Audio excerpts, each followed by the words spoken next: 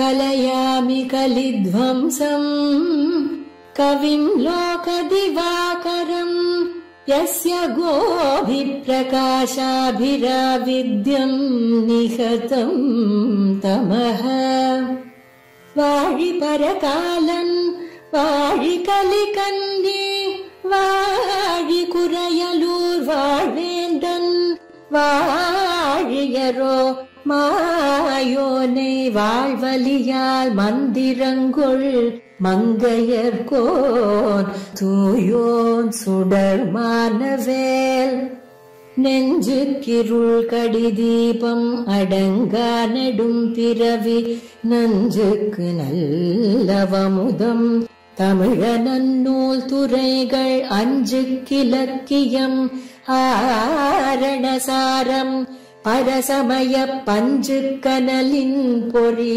பரகாலன் பனுவல்களே எங்கள் கதியே இராமானுசமுனியே சங்கை கெடுத்தாண்ட தவராசா பொங்கு புகழ் மங்கையர் கோனீந்த மறையாயிரமனைத்தும் தங்கு மனம் நீ எனக்கு தா.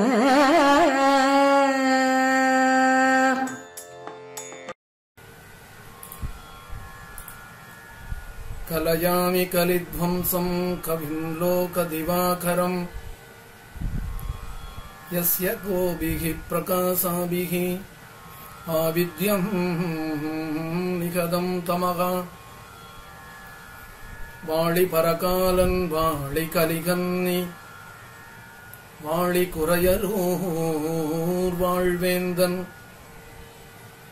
வாழியரோ மாயோனை வாழ்வலியால் மந்திரம் கொள் மங்கையர்கோன் தூயோன் சுடர்மானவேல் நெஞ்சுக்கிருள் கடிதீபம் அடங்கா நெடும் பிறவி நஞ்சுக்கு நல்லாமுதம் தமிழ் நன்னூல் துறைகள் அஞ்சுக்கு இலக்கியம் ஆரணசாரம் பரசமய பஞ்சு கனலின் பொறி பரகாலன் பணுவல்களே எங்கள் கதியே ராமானுசமுனியே சங்கை கெடுத்தாண்ட தவராசா பொங்கு புகழ் மங்கையர்கோன் ஈந்த மறை ஆயிரமனைத்தும் பொங்கு புகழ் மங்கையர்கோன் ஈந்த மறை ஆயிரமனைத்தும் தங்கு மனம் நீ எனக்குத்தான் ராமானுசமுனியே தங்கு மனம் நீ எனக்குத்தா ராமானுசமுனியே எங்கள் கதியே ராமானுசமுனியே மங்கையர்கோன் இந்த மறையாயிரம் அனைத்தும் தங்கு மனம் நீ எனக்குத்தான். ஸ்ரீயப்பதியான சர்வேஸ்வரனாலே மயர்வர மதிநலம் அருளப்பெற்ற ஆழ்வார்கள் எம்பெருமானுடைய அனந்தமான கல்யாண குணங்களிலே ஆழங்கால் பட்டவர்கள் ஆகையாலே இவர்களுக்கு ஆழ்வார்கள் என்ற திருநாமம் உண்டானது. எம்பெருமானுடைய அனந்தமான நித்தியமான கல்யாண குணங்களிலே ஆழங்கால் பட்டு தெரித்தெழுதி வாசித்தும் கேட்டும் வணங்கி வழிபட்டும் பூசித்தும் போக்கினேன் போது என்று திருமழிசை பிரான் அருளிச் செய்தார் போலே எம்பெருமானுடைய குணானுபவமே தனக்கு பொழுதுபோக்காக காலக்ஷேபமாக இருந்தவர்கள் ஆழ்வார்கள். அந்த ஆழ்வார்கள் கோட்டியிலே பரம ரசிகரான ஒரு ஆழ்வார். எம்பெருமானும் மிகவும் ஈடுபட்ட ஆழ்வார். எம்பெருமானும் இவருக்கு தன்னுடைய அனுபவத்தை கொடுத்து இவரை தன்னை பாட வைக்க வேண்டும் என்று ஆசைப்பட்ட ஆழ்வார். கார்த்திகையில் கார்த்திகை நாள் அவதரித்த ஆழ்வார்.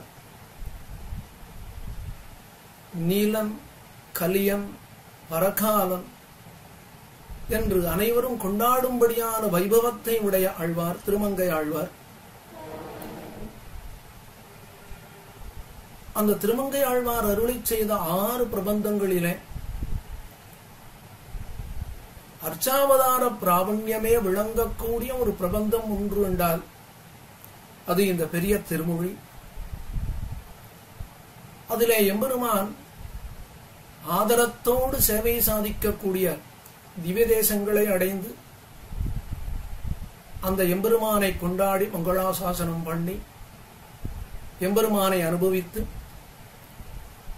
அந்த அனுபவ பரிவாகமாக பாசுரங்களை பாடி அருளிச் செய்தார் திருமங்கை ஆழ்வார். திருமங்கை ஆழ்வார் எம்பெருமானை அனுபவித்தார் அப்படின்ன உடனே நமக்கு ஒரு ஆசை உண்டாகும். அந்த ஆழ்வாருடைய ஸ்வரூபம் என்னது, அந்த ஆழ்வார் எப்படிப்பட்டவர்? இத பெரியவாச்சான் பிள்ளை இந்த பெரிய திருமொழி வியாக்கியானத்தினுடைய அவதாரிகையிலேயே ரொம்ப அழகா தெரிவிக்கிறார். எப்பொழுதுமே ஒரு வஸ்துவை பார்த்த உடனே நமக்கு அதுல ஆசை உண்டானதுன்னா அந்த வஸ்துவுக்கு நமக்கும் ஏதேனும் ஒரு சம்பந்தம் உண்டு அப்படின்னு தெரிவிக்கிறார்கள் பெரியவர்கள். அதர்சனே தர்சன மாத்திர காமா திருஷ்டுவா பரிஷ்வங்க ரசைக லோலா ஆலிங்கதாயாம் புனராய தாக்ஷியாம் என்று பெரியவர்கள் தெரிவிக்கிறார்கள். இதற்கு முன்பு நாம் கண்ணாலே கண்டிராத வஸ்துவை கண்களாலே கண்டு அனுபவித்தோமானால் அந்த வஸ்துவை விட்டு நம்மாலே இருக்க முடியாது. திருமங்கை ஆழ்வாரும் அப்படிப்பட்டவர் தான் என்று பெரிய திருமொழி வியாக்கியான அவதாரிகளை பெரியவாச்சான் பிள்ளை தெரிவிக்கிறார். எம்பெருமான் ஆழ்வாரை எப்படி திருத்தி பணி கொண்டான்? நம்மாழ்வாருக்கு யானத்தை கொடுத்தா எம்பெருமான் ஆழ்வாருக்கு யானத்தை கொடுத்தானோ என்றால் ஆழ்வாருக்கு ஞானத்தை விட தன்னுடைய அழகைத்தான் எம்பெருமான் கொடுத்தான் என்கிறார் பெரியவாச்சான் பிள்ளை. வியாக்கியானத்தில் தெரிவிக்கிறார், இவர் கண்ணால் காண்கிற விஷயங்களுக்கு அவ்வருக அறியாது இருக்கிறாராகில் நம்மையும் அந்த விஷயங்களோவாதி இவர் கண்ணுக்கு இலக்காக்கினால் விரும்பாது ஒளியாரிரே என்று பார்த்து, என்ன அர்த்தம்னா, இப்ப எம்பெருமான் பார்த்தான், இவரை திருத்தி பணிகொள்வது எப்படி? நம்மிடத்துல இவருக்கு பிராவண்யம் உண்டாக வேண்டுமே, அதற்கு நாம் என்ன செய்யலாம் என்று எம்பெருமானுக்கே கவலை உண்டானது.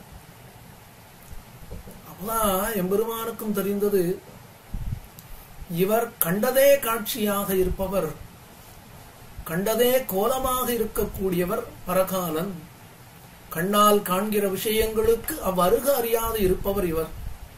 ஆகவே இவருடைய கண்ணுக்கு விஷயமாக நம்மை நாமே இவருக்கு காட்டிக் கொடுக்க வேண்டும் என்று தீர்மானம் பண்ணினான், திருவுள்ளம் பற்றினான் எம்பெருமான்.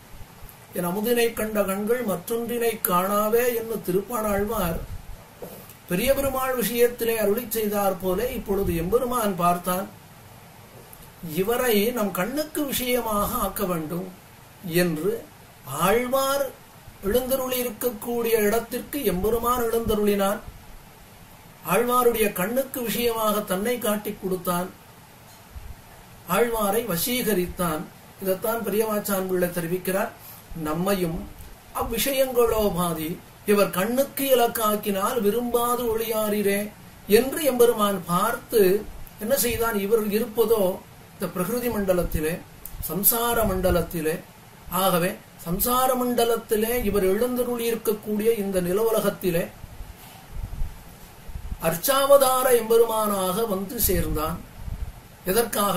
இவரை விஷயீகாரம் பண்ண வேண்டும் என்று பெரியவாச்சான் பிள்ளை அருளி செய்தார். உகந்து அருளின நிலங்களிலே வந்து சன்னதி பண்ணி, உகந்தருளின நிலங்களிலே வந்து சன்னதி பண்ணி என்றால் எப்பொழுதும் என்றாவது ஒரு நாளாவது இவர் நம்மை சேவிக்க வரமாட்டாரோ என்று வாசலிலே கண் வைத்து பார்த்து கொண்டு எழுந்தருளி இருந்தான் எம்பெருமான். அப்படி இருக்க ஆழ்வாரும் எம்பெருமானை சேவிக்க வேண்டும் என்று திவிதேசங்களுக்கு எழுந்தருள எம்பெருமான் இவரை விஷயீகாரம் பண்ணினான், தன் அனுபவங்களை எல்லாம் அடைய காட்டிக் கொடுத்தான் என்கிறார் பெரியவாச்சான் பிள்ளை. தன் படிகளை அடைய காட்டிக் கொடுத்தான் என்றால் ரெண்டு அர்த்தம். தன்னுடைய அனுபவங்கள் முழுவதையும் விச்சேதமில்லாமல் காட்டிக் கொடுத்தான். இரண்டாவது, தன்னுடைய அனுபவங்களையும் சாத்மிக்க ஆழ்வாருக்கு காட்டிக் கொடுத்தான். காட்டிக் கொடுத்ததாலே ஆழ்வாருக்கு என்ன நிலை உண்டானது? எம்பெருமானை விட்டு இனிமேல் நம்மால் இருக்க முடியாது என்ற நிலை ஆழ்வாருக்கு உண்டானது. பெரியவாச்சான் பிள்ளை தெரிவிக்கிறார், தன்னால் அல்லது செல்லாதபடி இவரை அனுபவிப்பித்து, அதாவது தன்னுடைய அனுபவத்தை எம்பெருமான் ஆழ்வாருக்கு கொடுத்து, தன்னையும் காட்டிக் கொடுத்து, தன் அனுபவத்தையும் கொடுத்து, அனுபவிக்கக்கூடிய ஞானத்தையும் கொடுத்து, பக்தியையும் கொடுத்து, பிரேமத்தையும் கொடுக்க ஆழ்வார் எம்பெருமானை அனுபவித்தார். அதனால என்ன உண்டானது? எம்பெருமான் இல்லாமல் இனி நம்மால் இருக்க முடியாது என்ற நிலை ஆழ்வாருக்கு உண்டானது.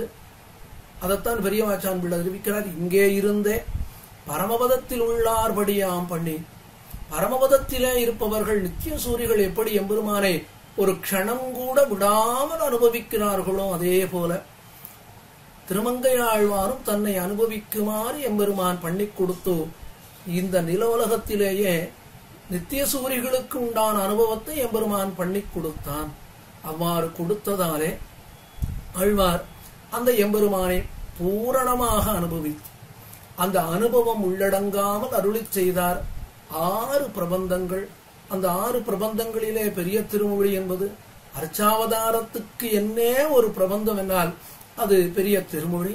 அதிலே ஒவ்வொரு நாளும் இந்த கோட்டியிலே மகனியர்களை கொண்டு ஒரு சில பாசுரங்களை இந்த கோட்டியிலே விண்ணப்பித்து எம்பெருமானுடைய பரிபூரணமான கிருபையை அனைவரும் அடைய வேணும் என்றதான பரம கருணையோடு நம்முடைய ஜீயர் சுவாமிகள் இந்த அழகான தாரா என்று தெரிவிக்கக்கூடிய வருஷமாக இருக்கக்கூடிய இந்த உபன்யாச மாலையை ஏற்படுத்தி அந்த உபன்யாச மாலையிலே நீசனேன் நிறைவொன்னும் இலேன் என் கண் பாசம் வைத்த பரம் சுடற் சோதியாக விளங்கக்கூடிய ஜீயர் சுவாமிகள் அடியேனையும் 2 வார்த்தைகள் இந்த கோட்டியிலே விண்ணப்பிக்க வேணும் என்று பரம கிருபையோடு நியமித்தருள அந்த சுவாமியினுடைய நியமனத்தையே ஆலம்பனமாக கொண்டு சுவாமியினுடைய மங்களாசாசனமே அடியேனுக்கு பலமாக கொண்டு இந்த கோட்டியிலே 2 வார்த்தைகளை விண்ணப்பிக்கலாம் என்று ஆரம்பிக்கிறேன். அவ்வாறு அடியேனையும் இந்த கோட்டியில விண்ணப்பிக்க வேணும் என்று தெரிவித்தாரே சுவாமி. அதற்கு என்ன விஷயம் என்னால், தில்லை திரு சித்திரகூடத்திலே எழுந்தருளியிருக்கக்கூடிய எம்பெருமான், அந்த எம்பெருமானை திருமங்கை ஆழ்வார் எப்படி அனுபவித்தார், அதை இந்த கோட்டியிலே நாம் அனைவரும் கூடியிருந்து குளிர்ந்து அனுபவிக்க வேணும் என்று சுவாமிகளுடைய ஜீயர் சுவாமிகளுடைய திருவிழா. திருமங்கை ஆழ்வாருக்கு அர்ச்சாவதார பிராவண்யம் என்பது அதி விசேஷமாக அமைந்தது. எதை போலவென்னால், ரொம்ப அழகாக பெரியவர்கள் தெரிவிக்கிறார்கள், ராஜகுமாரர்கள் கவளத்துக்கு கவளம் நெய் சேர்க்குமா போலே. ராஜகுமாரனுக்கு செடிமார்கள் ஆகாரம் கொடுக்கிறாங்க. அதுக்குன்னு ஒரு சொர்ண பாத்திரம் உண்டு. சொர்ண பாத்திரத்துல அதற்குன்னு உண்டானதான விசேஷமான அன்னம்.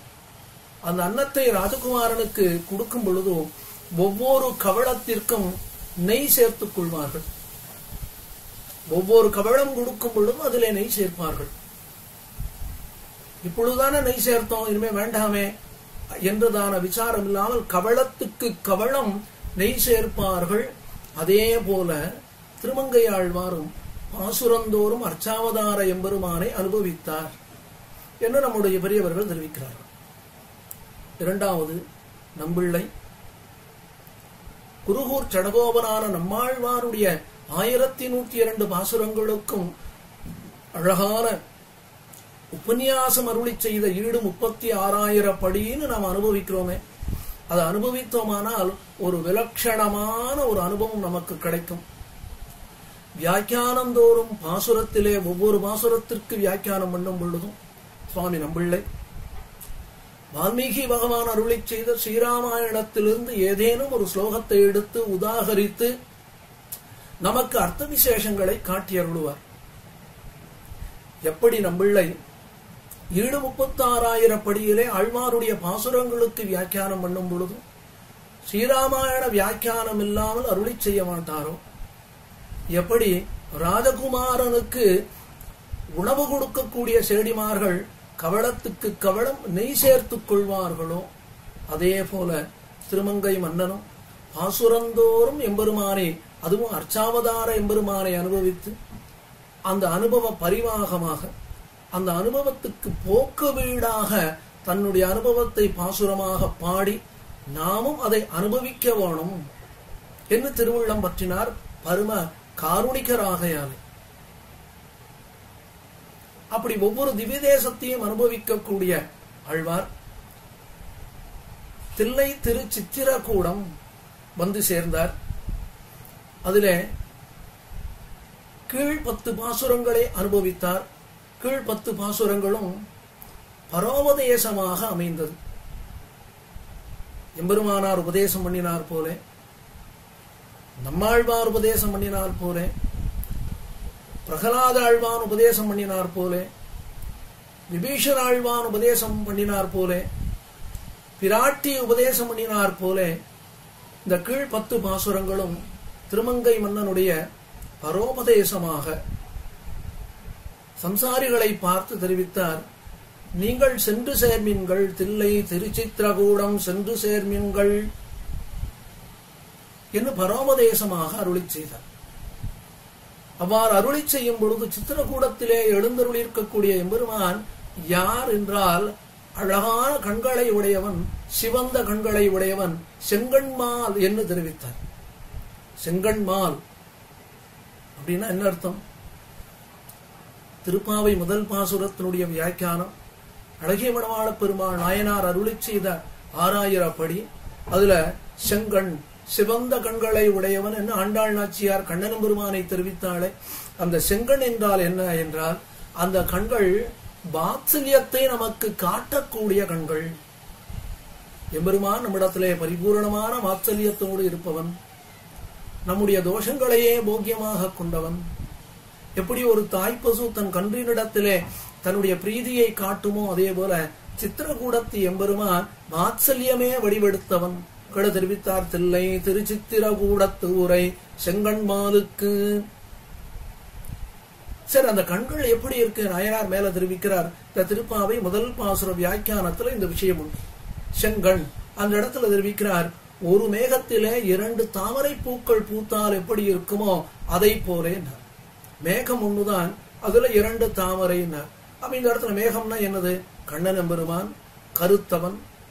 மழை பெய்யக்கூடிய, மழை பெய்வதற்கு முன்பு மேகங்கள் எப்படி திரண்டு இருக்குமோ அதுபோல கருத்த நிறமுடைய எம்பெருமான். அவனுடைய திருமேனியிலே, அவனுடைய முகத்திலே அழகான 2 தாமரைகள் பூத்ததுன்னார். இந்த இடத்துல தாமரை என்றால் அழகான கண்கள். அப்ப மேகம் என்பது எம்பெருமானுடைய திருமுக மண்டலம். அதிலே விளங்கக்கூடிய 2 தாமரைகளை போல எம்பெருமானுடைய திருக்கண்கள். அந்த 2 கண்களையும் செங்கண் என்று தெரிவித்தாள் ஆண்டாள் நாச்சியார். அதற்கு மேல 3வது அர்த்தம் தெரிவிக்கிறார் நாயனார் சுவாமி. எம்பெருமானுடைய கண்கள் சிவந்து இருந்தது எப்படி என்னால், இரா திருநாள் சேவித்தார் கண் போலே இருக்கும். இரா திருநாள்னால் பகற்பத்து ராப்பத்து சேவிக்கக்கூடிய அடியவர்கள், அவர்கள் கண்களை பார்த்தால் எப்படி சிவந்திருக்குமோ? கிடையாது. அந்த அடியவர்கள் கண்கள் சிவந்து இருப்பதை பார்த்து எம்பெருமானுடைய கண்கள் எப்படி சிவந்திருக்குமோ அதுபோல சிவந்த கண்களை உடையவன் அந்த எம்பெருமான். யாரு? திருச்சித்திரகூடத்து உரை செங்கண்மான். அந்த எம்பெருமான் திருச்சித்திரகூடத்திலே எழுந்தருளி இருக்க அந்த எம்பெருமானை பார்க்கிறார். செங்கண்மான்னு சொன்னார். உடனே சித்திரகூடத்தில் எழுந்தருளி இருக்கக்கூடிய எம்பெருமானை பார்த்தார். அந்த எம்பெருமான் ஆழ்வாருக்கு சித்திரகூடத்து எம்பெருமானாக தெரியாமல் அந்த எம்பெருமான் கண்ணன் எம்பெருமானாகவே ஆழ்வாருக்கு சேவை சாதித்தான். சேவை சாதித்தவுடனே அந்த எம்பெருமானுடைய அனுபவத்தை பறக்க பாட வேணும் என்று தானும் பாட ஆரம்பிக்கிறார். அழகாக 10 பாசுரங்கள் பாடினார். அந்த 10 பாசுரங்களிலே கண்ணன் எம்பெருமானுடைய அனுபவமாகவே பாடுகிறார். அதுவும் முதல் 5-6 பாசுரங்கள் கண்ணன் எம்பெருமானுடைய பல லீலைகளை தெரிவிக்கிறார். கண்ணன் பெருமானே தெரிவிக்கிறார் அர்ஜுனன் இடத்துல. ஆழ்வார் எம்பெருமானை அனுபவித்தார். எத்திரம் எத்திரம் எத்திரம் என்று உருகினார்ங்கிறது ஆச்சரியம் கிடையாது. எத்திரம் உரலினோடு இணைந்து இருந்து எங்கிய எளிவே, இது ஆழ்வார் உருகினார், இதுல ஆச்சரியம் கிடையாது. எம்பெருமான் தானே உருகி போனான். அர்ஜுனன் இடத்துல சொல்றான், அர்ஜுனா என்னுடைய அவதாரத்தை யாரால சொல்ல முடியும்? என்னுடைய அவதாரத்தை என்னாலேயே அனுபவித்து போக்க முடியாதுங்கிறான். என்னாலேயே என்னுடைய அவதாரம் இப்படிப்பட்டது என்று சொல்ல முடியாதே, அனுபவிக்க முடியாதே. சரி, என்னுடைய அவதாரமே இப்படின்னு சொன்னா அந்த அவதாரத்தில் நான் பண்ணின லீலைகள் எவ்வளவு தெரியுமா அர்ஜுனா? ஜென்ம கர்மச்சமே திவ்யம்ங்கிறான். திவ்யம்னு தன்னுடைய வைபவத்தை தானே கொண்டாடுறான். அர்ஜுனா, நானே உருகி போய் நிற்கிறேனே, நான் எம்பெருமான் தானே உருகி போனான்னு சொன்னா நம்மாழ்வார் உருகி போனதுன்னு ஆச்சரியம் கிடையாது. நம்மாழ்வார் உருகி போனார்ங்கிறது ஆச்சரியம் இல்லை என்னால் திருமங்கை ஆழ்வார் உருகி போனார் என்பதில் ஆச்சரியம் கிடையாது. அந்த திருமங்க மன்னன் திருச்சித்திரகூடத்தை எம்பெருமானை அனுபவிக்கும் பொழுதும் முதல் 5 பாசுரங்களாலே எம்பெருமானுடைய கிருஷ்ணாவதாரத்தை பரிபூரணமாக அனுபவித்தார். ஒண்ணு விடாமல் அனுபவித்த ஆழ்வார் 6வது பாசுரத்திலே கண்ணன் பெருமானையும் அனுபவித்தார், சக்கரவர்த்தி திருமகனையும் அனுபவித்தார். அடுத்தது 7வது பாசுரத்தில் தெரிவிக்கிறார், இத்தனை வைபவங்களையும் உடைய எம்பெருமான் இவனுடைய பெருமையை யாராலே அறிய முடியும், யார்தான் கொண்டாட முடியும் என்று தெரிவித்தார். இவ்வாறு தெரிவித்த ஆழ்வார் 8வது பாசுரத்தினாலே எம்பெருமான் நரசிங்க பெருமாளாக திரு அவதாரம் பண்ணினானே அத்தையும் அனுபவித்தார். இத்தனையும் ஆழ்வாருக்கு எப்படி உண்டானது? ஆழ்வார் திருச்சித்திரகூடம் எழுந்தருளினார். எழுந்தருளி எம்பெருமானை சேவிக்கிறார். எம்பெருமானை சேவித்த பொழுது எம்பெருமான் தன்னுடைய அவதார விபவ வைபவங்கள் அத்தனையும் ஆழ்வாருக்கு காட்டி கொடுத்து கொண்டே வர உடனே ஆழ்வார் தெரிவிக்கிறார், தெய்வ புள்ளேறி வருவான் சித்திரகூடத்து உள்ளானே, சித்திரகூடத்து உள்ளானேன்னு ஒவ்வொரு பாசுரத்திலையும் பாடிக்கொண்டே வந்தார். அப்போதான் எம்பெருமானே ஆழ்வாரை பார்த்து கேட்டானாம், ஆழ்வீர், நம்முடைய வைபவங்கள் எல்லாம் பார்த்தீர், நம்முடைய அவதார விசேஷங்களை எல்லாம் நம்மிடத்திலே இங்கு சித்திரகூடத்திலே கண்டீரே, உமக்கு ஏதேனும் ஆசை உண்டோ? ஏன்னா சித்திரகூடத்து உள்ளான்னு சொல்றீரே, என்ன காரணம்னா? உடனே ஆழ்வார் தெரிவித்தாராம், நாயந்தே, அடியனுக்கு தேவரீர் சேவை சாதிக்க வேண்டாமா? எப்படி கிருஷ்ணாவதாரத்தில் அடியவர்களுக்கு காட்டி கொடுத்தீரோ சேவைகளை, அதே போல அடியனுக்கும் தேவரீருடைய திருவீதி புறப்பாட காட்டி கொடுக்க வேண்டாமா என்று தெரிவித்தவுடனே தில்லை திரு சித்திரகூடத்து எம்பெருமான் ஆழ்வாருக்காக திருவீதி புறப்பாடு கண்டருளினான் என்று நம்முடைய பெரியவர்கள் அழகாக தெரிவிக்கிறார்கள். மேலே அடுத்து 10வது பாசுரத்தினாலே இந்த 10 பாசுர 8, 9 பாசுரங்களையும் அனுபவித்தவர்களுக்கு என்ன பலனுண்டு என்று தெரிவித்தார். ஆக இந்த திருச்சித்திரகூடம் இந்த பதிகத்திலே ஆழ்வாருக்கு ஒரு விலட்சணமான அனுபவம் உண்டானது. ஏன்?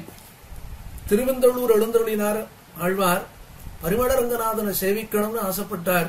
ஆனா அங்க கூட கிடைக்காத அனுபவம் தில்லை திரு சித்திரகூடத்தில் ஆழ்வாருக்கு கிடைத்தது என்று தெரிவித்தார். அப்ப சித்திரகூடத்து எம்பெருமானுக்கு எவ்வளவு வாத்சல்யம் இருக்க வேணும் ஆழ்வாரிடத்திலே, அதைத்தான் 10 பாசுரங்களாலே பறக்க தெரிவிக்கிறார்.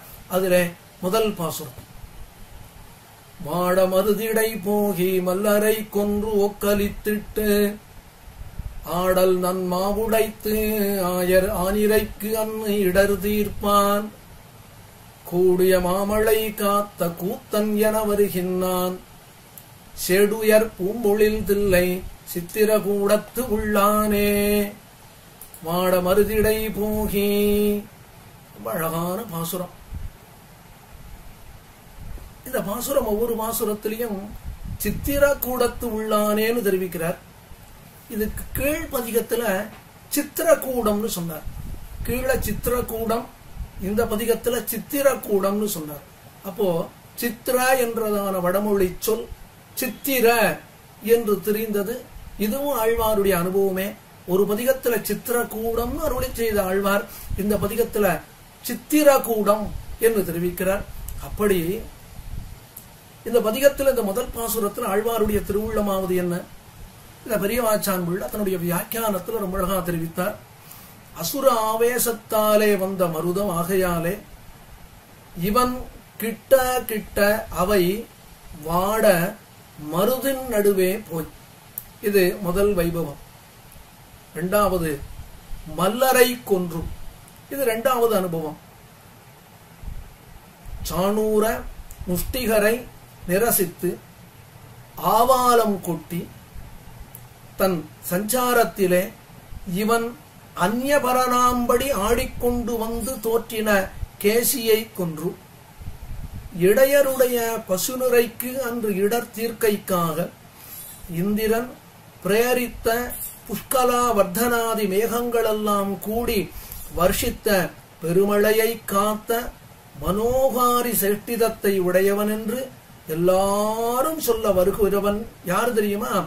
இளமை என்ன, பரிபூர்ணமான திரட்சி என்ன, அப்படி இளமையாகவும் நன்றாகவும் மலர்ந்திருக்கக்கூடிய புஷ்பங்கள் நிறைந்ததான சோலைகளை உடையதான சித்திரக்கூடம், அந்த சித்திரக்கூடத்திலே எழுந்தருளி இருக்கக்கூடிய எம்பெருமான் அப்படின்னு சொன்னார்.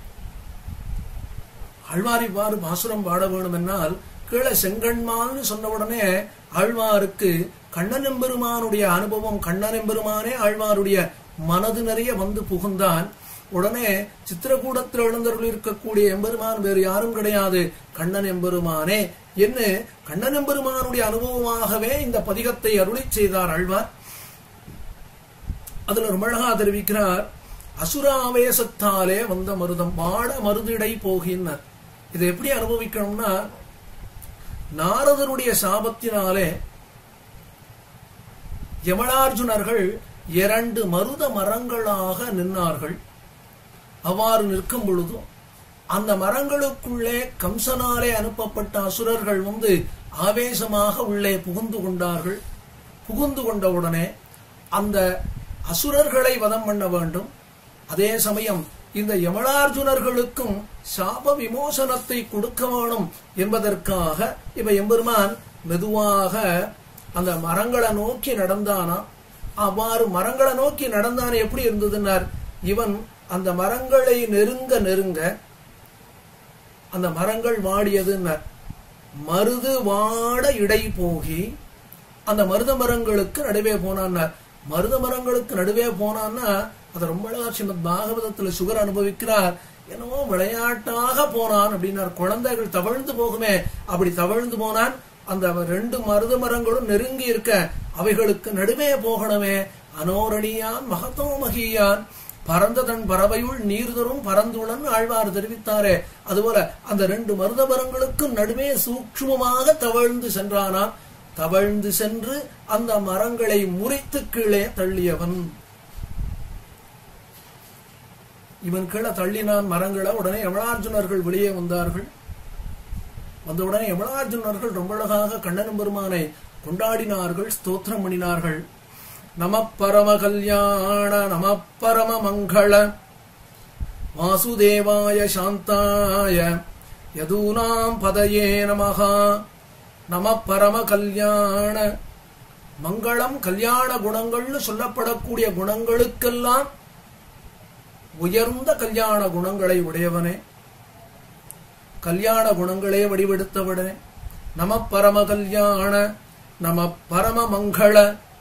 உலகத்துல மங்களம் அப்படின்னு என்னென்ன வஸ்துக்கள் உண்டோ அதுக்கெல்லாம் மங்களமாக இருக்கக்கூடிய எம்பெருமானே, வசுதேவருக்கு பிள்ளையாக வந்து பிறந்தவனே. வாசுதேவாய சாந்தாய யதூனாம் பதயே நமஹா. இந்த யதுகுலத்திற்கே பதியாக விளங்கக்கூடியவனே, இந்த யதுகுலத்திற்கே சுவாமியாக விளங்கக்கூடியவனே என்று யமனார்ஜுனர்கள் கண்ணன் பெருமானை கொண்டாடினார்கள். அப்படிப்பட்ட எம்பெருமான். இது முதல் வைபவம். அடுத்து என்ன சொன்னார்னா, சாணூர முஷ்டிகரை நிரசித்து. சாணூரன் முஷ்டிகன் இவர்களை வதம் பண்ணினான். அக்ரூரர் வடமதுரையிலிருந்து கோகுலம் சென்று கண்ணன் பெருமான் அழைத்துக் கொண்டு வந்தார். கண்ணன் பெருமான வதம் பண்ணணுங்கிறதுக்காக கம்சன் மல்லர்களை ஏற்பாடு பண்ணியிருக்கான். அந்த மல்லர்களையும் அனாயாசமாக வதம் பண்ணினானாம். எப்படி மருத மரங்களுக்கு நடுவே எப்படி அனாயாசமாக போனானோ அதே போல மல்லர்களையும் முடித்தான். இது மல்லர்களை முடித்தான்ங்கிறது மட்டும் கிடையாது. இந்த வியாக்கியானத்தில் பெரியவாச்சான் பிள்ளை ரொம்ப ஒரு விஷயம் சொன்னார். ஆவாலம் கொட்டி அப்படின்னார். ஆவாலம் கொட்டின்னா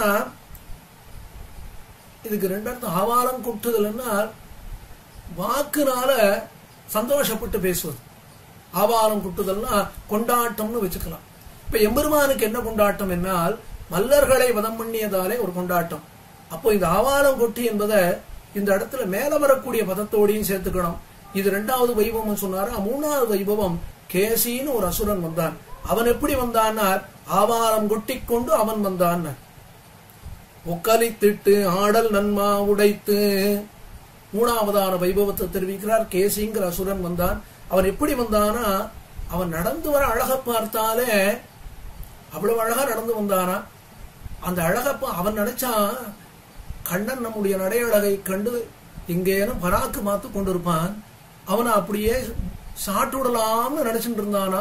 அதனால ஒரு குதிரை வடிவெடுத்துல கேசிங்கிற அசுரன் வந்து சேர அவனை பார்த்த உடனே கண்ணன் பெருமான் அவனையும் வதம் பண்ணினான். அதனாலதான் கண்ணன் பெருமானுக்கு கேசவன் என்ற அழகான திருநாமம் உண்டானது. அப்படி அந்த கேசி என்ற அசுரனையும் வதம் பண்ணியவன். கேசிங்கிற அசுரனை வதம் பண்ணினானே. சரி, இப்படி வதம் பண்ணினவன் யாருன்னா இதுக்கு அடுத்து இன்னொரு வைபவம் தெரிவிக்கிறார். இடையருடைய பசுநிறைக்கு அன்று இடர் தீர்க்கைக்காக இந்திரன் பிரேரித்த புஷ்கராவர்தனாதி மேகங்கள் எல்லாம் கூடி வருஷித்த பெருமழையை காத்த மனோகாரி சேட்டிதத்தை உடையவன். விடாத 7 நாட்கள் மழை பெய்தது. எல்லாரும் கண்ணன் பெருமான் திருவடிகளிலே வந்து சரணாகதி பண்ணினார்கள். கண்ணன் பெருமான் விளையாட்டாக அந்த மலையை தூக்கி நிறுத்தினான். குன்ற கொடையாய் எடுத்தாய் குணம் போற்றின்னு ஆண்டாள் நாச்சியார் அருளி செய்தார் போல அப்படி அந்த மலையை தூக்கி நிறுத்தினானா.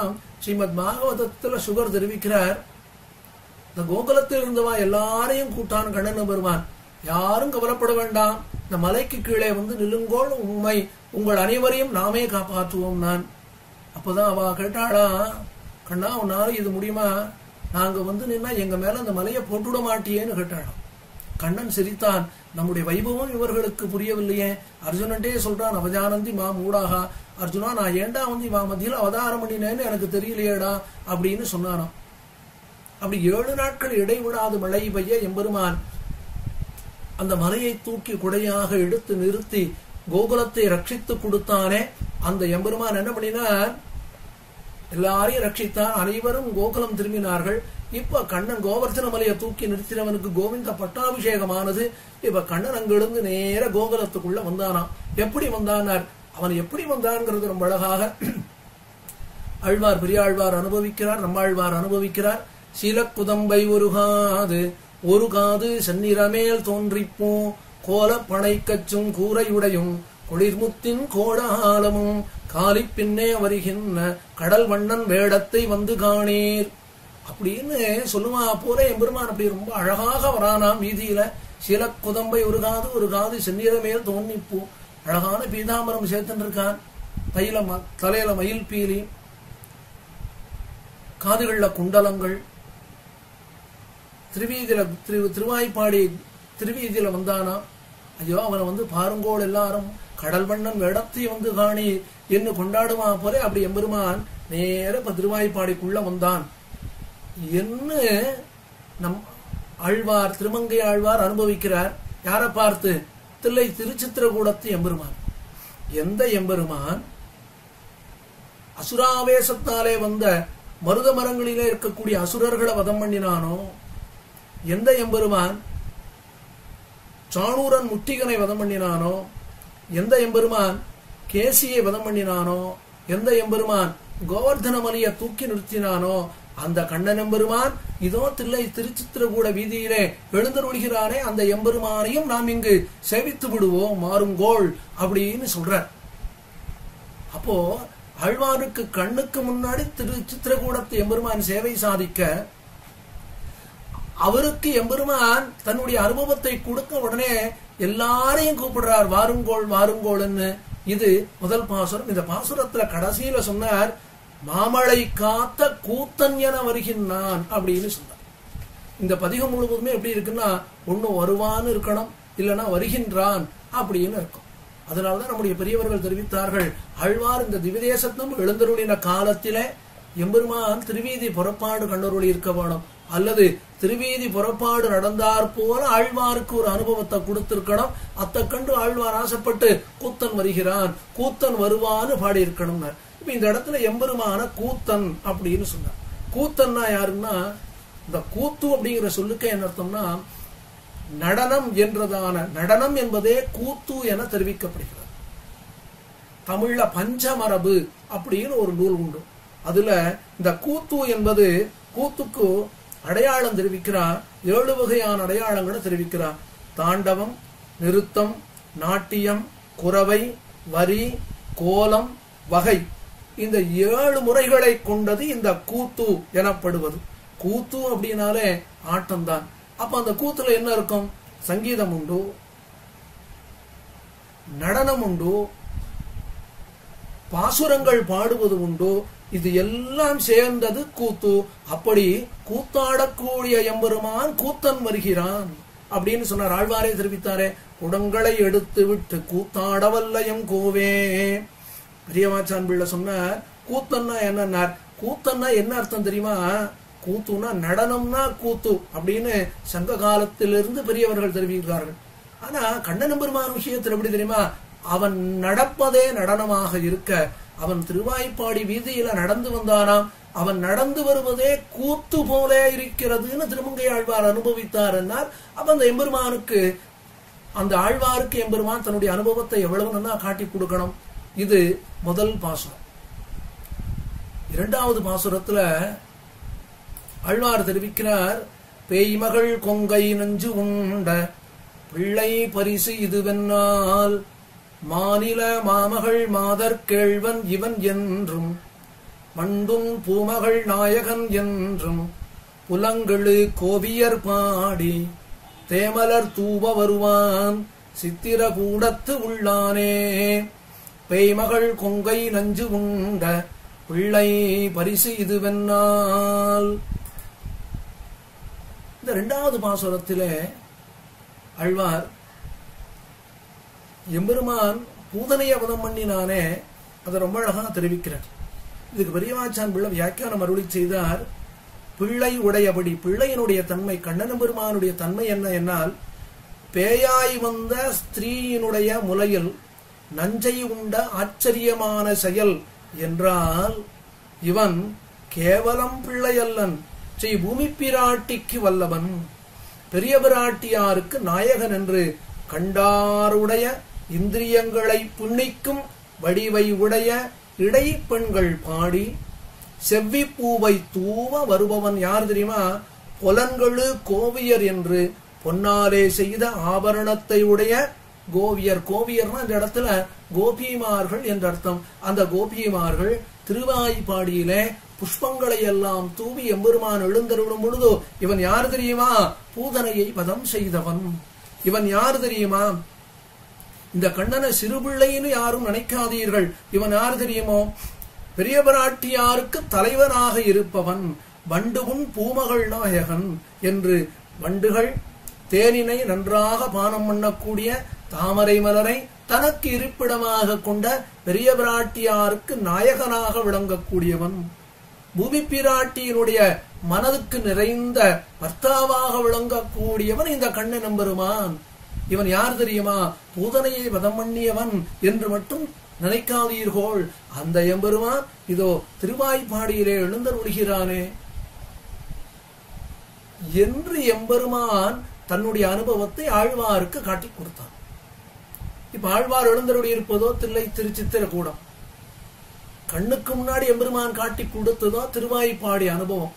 உடனே ஆழ்வார் பாடினார், திருவாய்ப்பாடி வீதிகளிலே கோபிமார்கள் புஷ்பங்களை எல்லாம் தூவ வீதியிலே வந்த எம்பெருமான் யார் தெரியுமா? இதோ தில்லை திருச்சித்திரகூடத்திலே சேவை சாதிக்கிறான். சுவாமி எம்பெருமானார் கீதா பாஷ்யத்தினுடைய அவதாரிகையிலேயே எம்பெருமான் எதுக்காக அவதாரம் பண்ணினான் அப்படிங்கறத ரொம்ப அழகா தெரிவிக்கிறார்.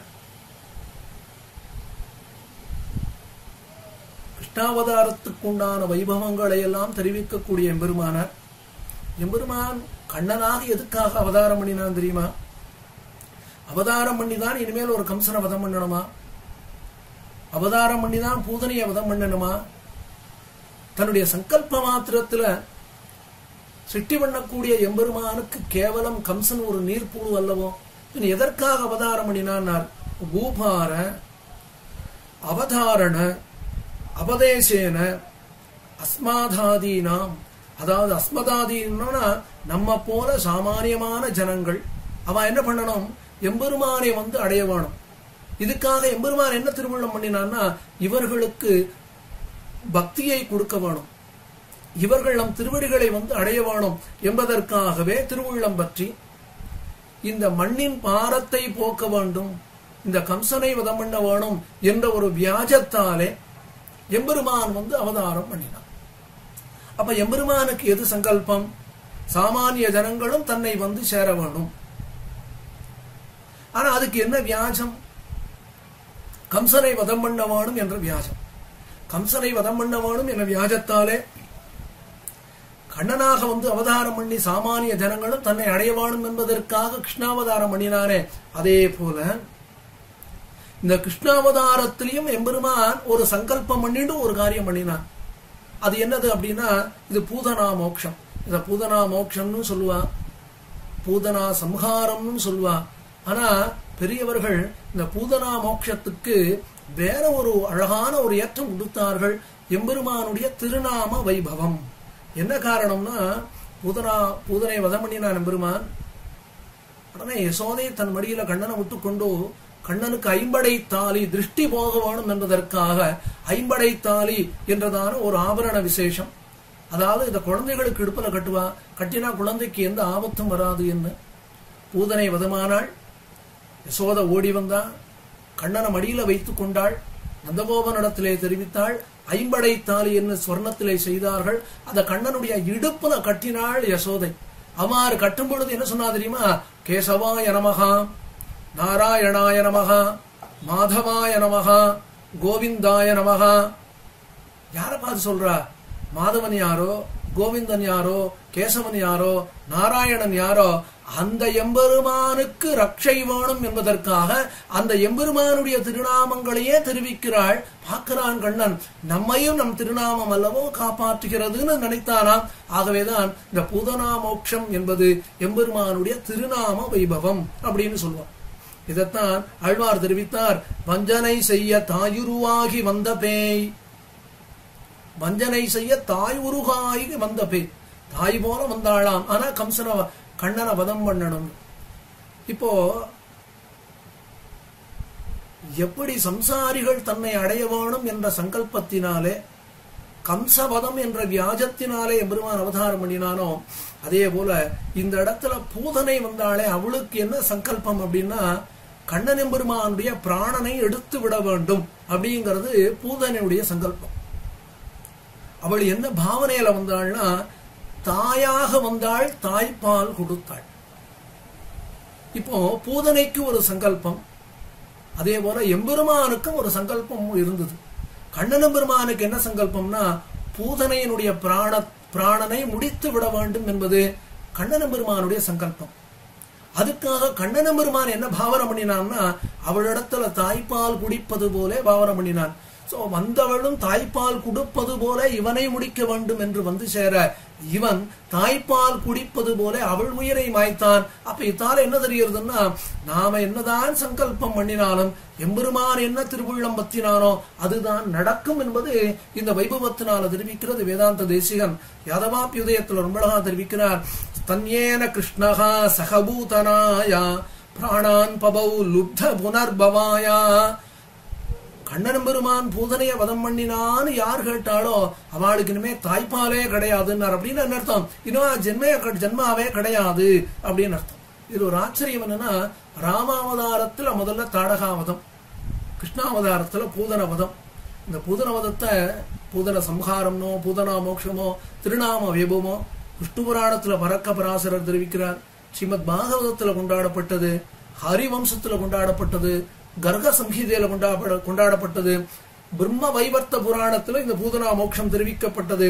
அப்படி பூதனைய வதம் பண்ணினானே அந்த எம்பெருமான் யாருன்னா, அந்த எம்பெருமான் இதோ வீதியில வந்து இருக்கானாம் திருவாய்ப்பாடியில. அப்போ புலன்களு கோவியர்னார். புலன்களு கோவியர்னா அழகான இடையை உடைய சிறு பெண்கள் கோபிமார்கள். அவன் சொல்றாளா, இவன் யாரு தெரியுமா? இந்த கண்ணன் பெருமா யாரு தெரியுமா? என்னவோ பூதனைய வதம் பண்ணினான் அப்படின்னு நினைக்காதீர்கள். இவன் யாரு தெரியுமா? பூமி பிராட்டிக்கு வல்லவன். ஓஹோ அப்படியா? அது மட்டும் கிடையாது. இவன் யாரு தெரியுமா? பெரிய பிராட்டியாருக்கு நாதன் என்று இவனுடைய பெருமைகளை எல்லாம் பாடிக்கொண்டு கோபிமார்கள் திருவீதியிலே திருவாய்ப்பாடியிலே வந்தார்கள். அவ்வாறு அவர்கள் பாடிக்கொண்டு வரும் பொழுதோ எம்பெருமான் அப்படி வீதியில வந்தானாம். அவன் வரக்கூடிய பாதையில அழகான புஷ்பங்களை எல்லாம் அப்படி இவனுக்கு புஷ்பங்களாலேயே இவனுக்கு பாதையை பண்ணி கொடுத்தார்கள்.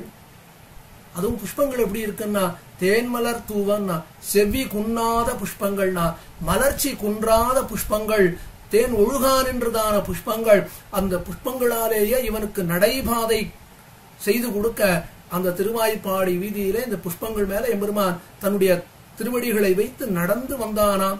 அந்த சஞ்சாரத்தை நீங்கள் இழந்து விட்டீர்களே என்று யாரும் வருத்தப்பட வேண்டாம். அந்த எம்பெருமான் இதோ தில்லை திரு சித்திரகூடம், இந்த சித்திரகூடத்துல எம்பெருமான் சேவை சாதிக்கிறானே, அந்த எம்பெருமானை சேவியுங்கோள் என்று தெரிவிக்கிறார் இரண்டாவது பாசுரத்தில்.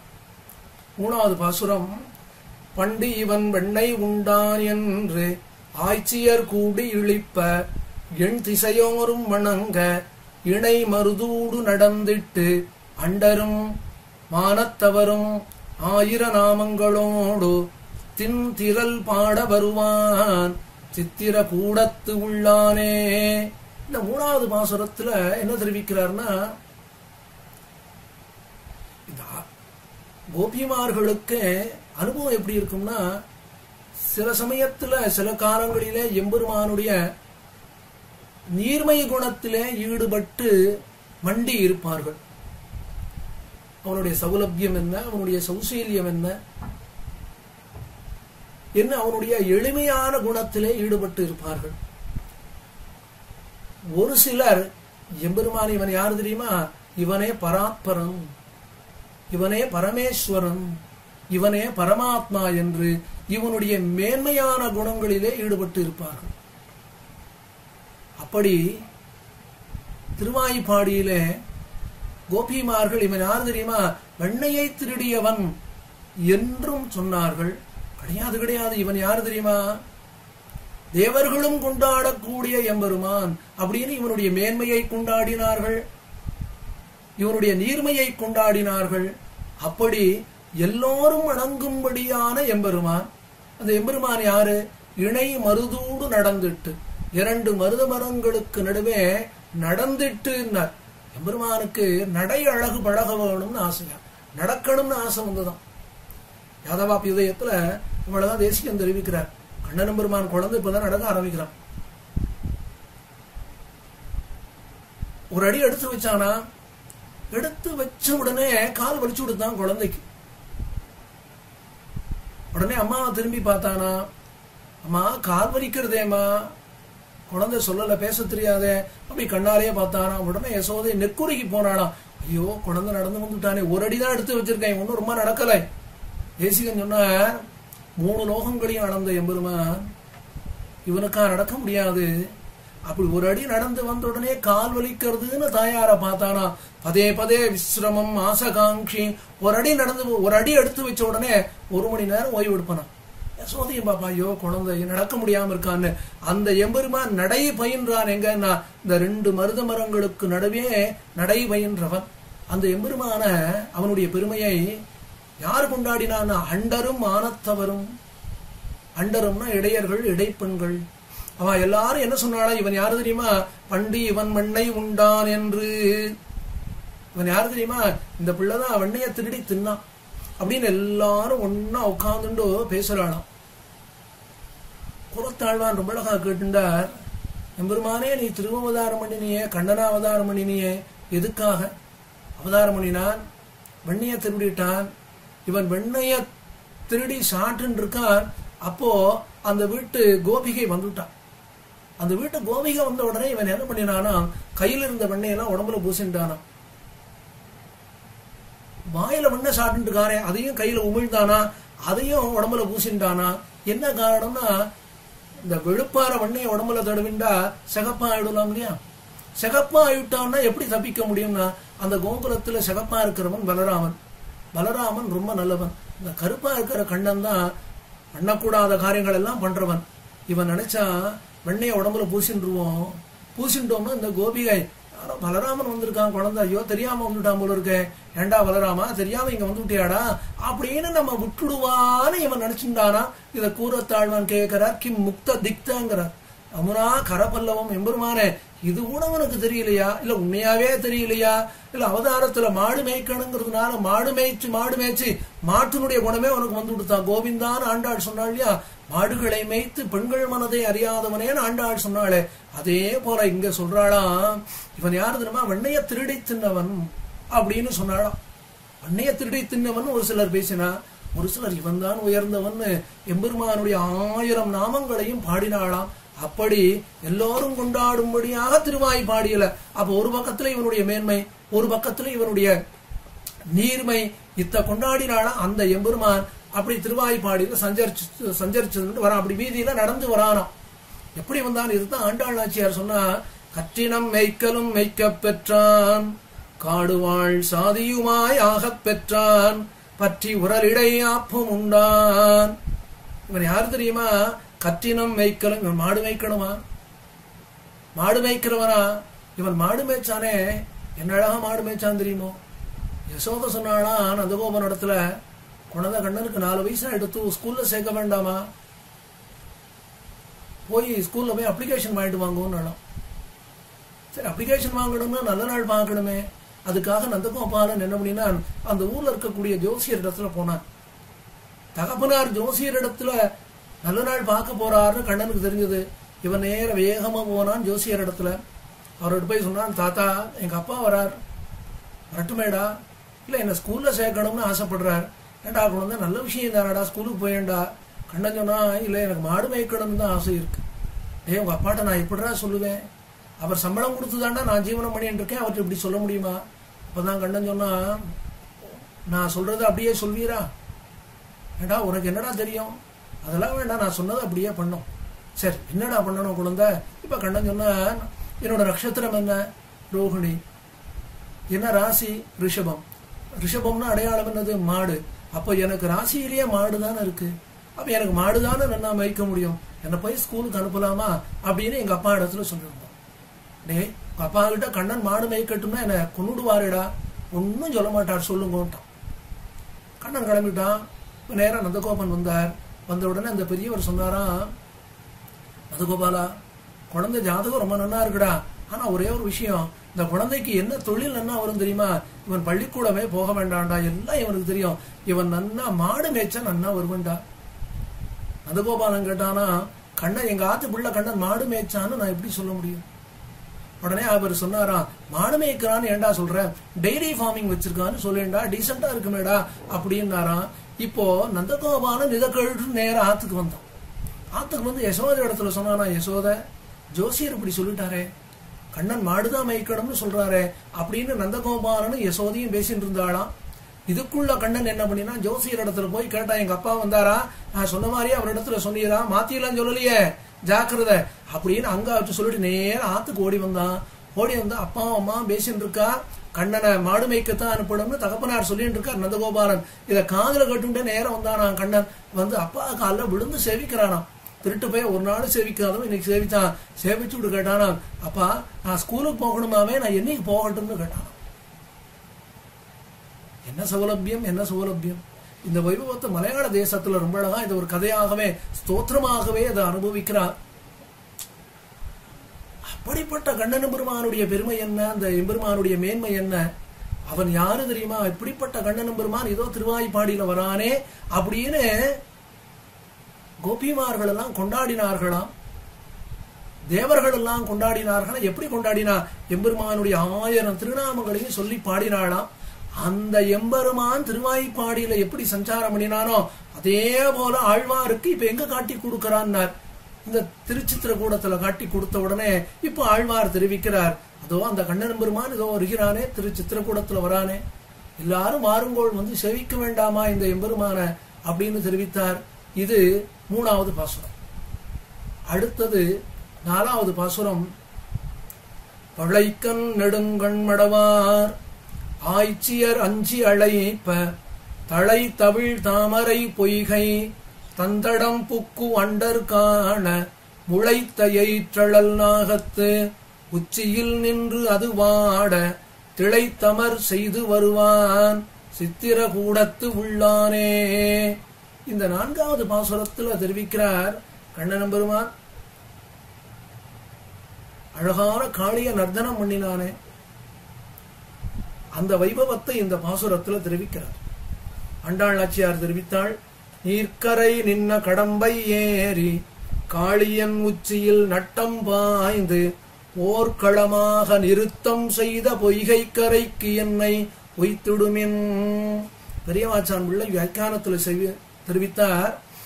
வளையாலே அலங்கிருதமான கையையும் வீத்தைகளாய் பார்க்கும் நோக்கையும் உடைய இடைப்பெண்கள் அஞ்சி கூப்பிட, கட்டு அவிழ்ந்து அலர்ந்த தாமரை பொய்கையினுடைய சமகரமான கரையிலே சென்று இடையற்கான முளைத்த எயிற்றையுடைய பாம்பினுடைய உச்சியிலே புக்கு நின்று அது வாடும்படி கூட விளையாடி அமர் செய்து வருபவன் இதோ திருவாய்ப்பாடி வீதியிலே வருகிறானே, அவனே இதோ சித்திரகூடத்திலே இருக்கிறான் என்று தெரிவித்தார்.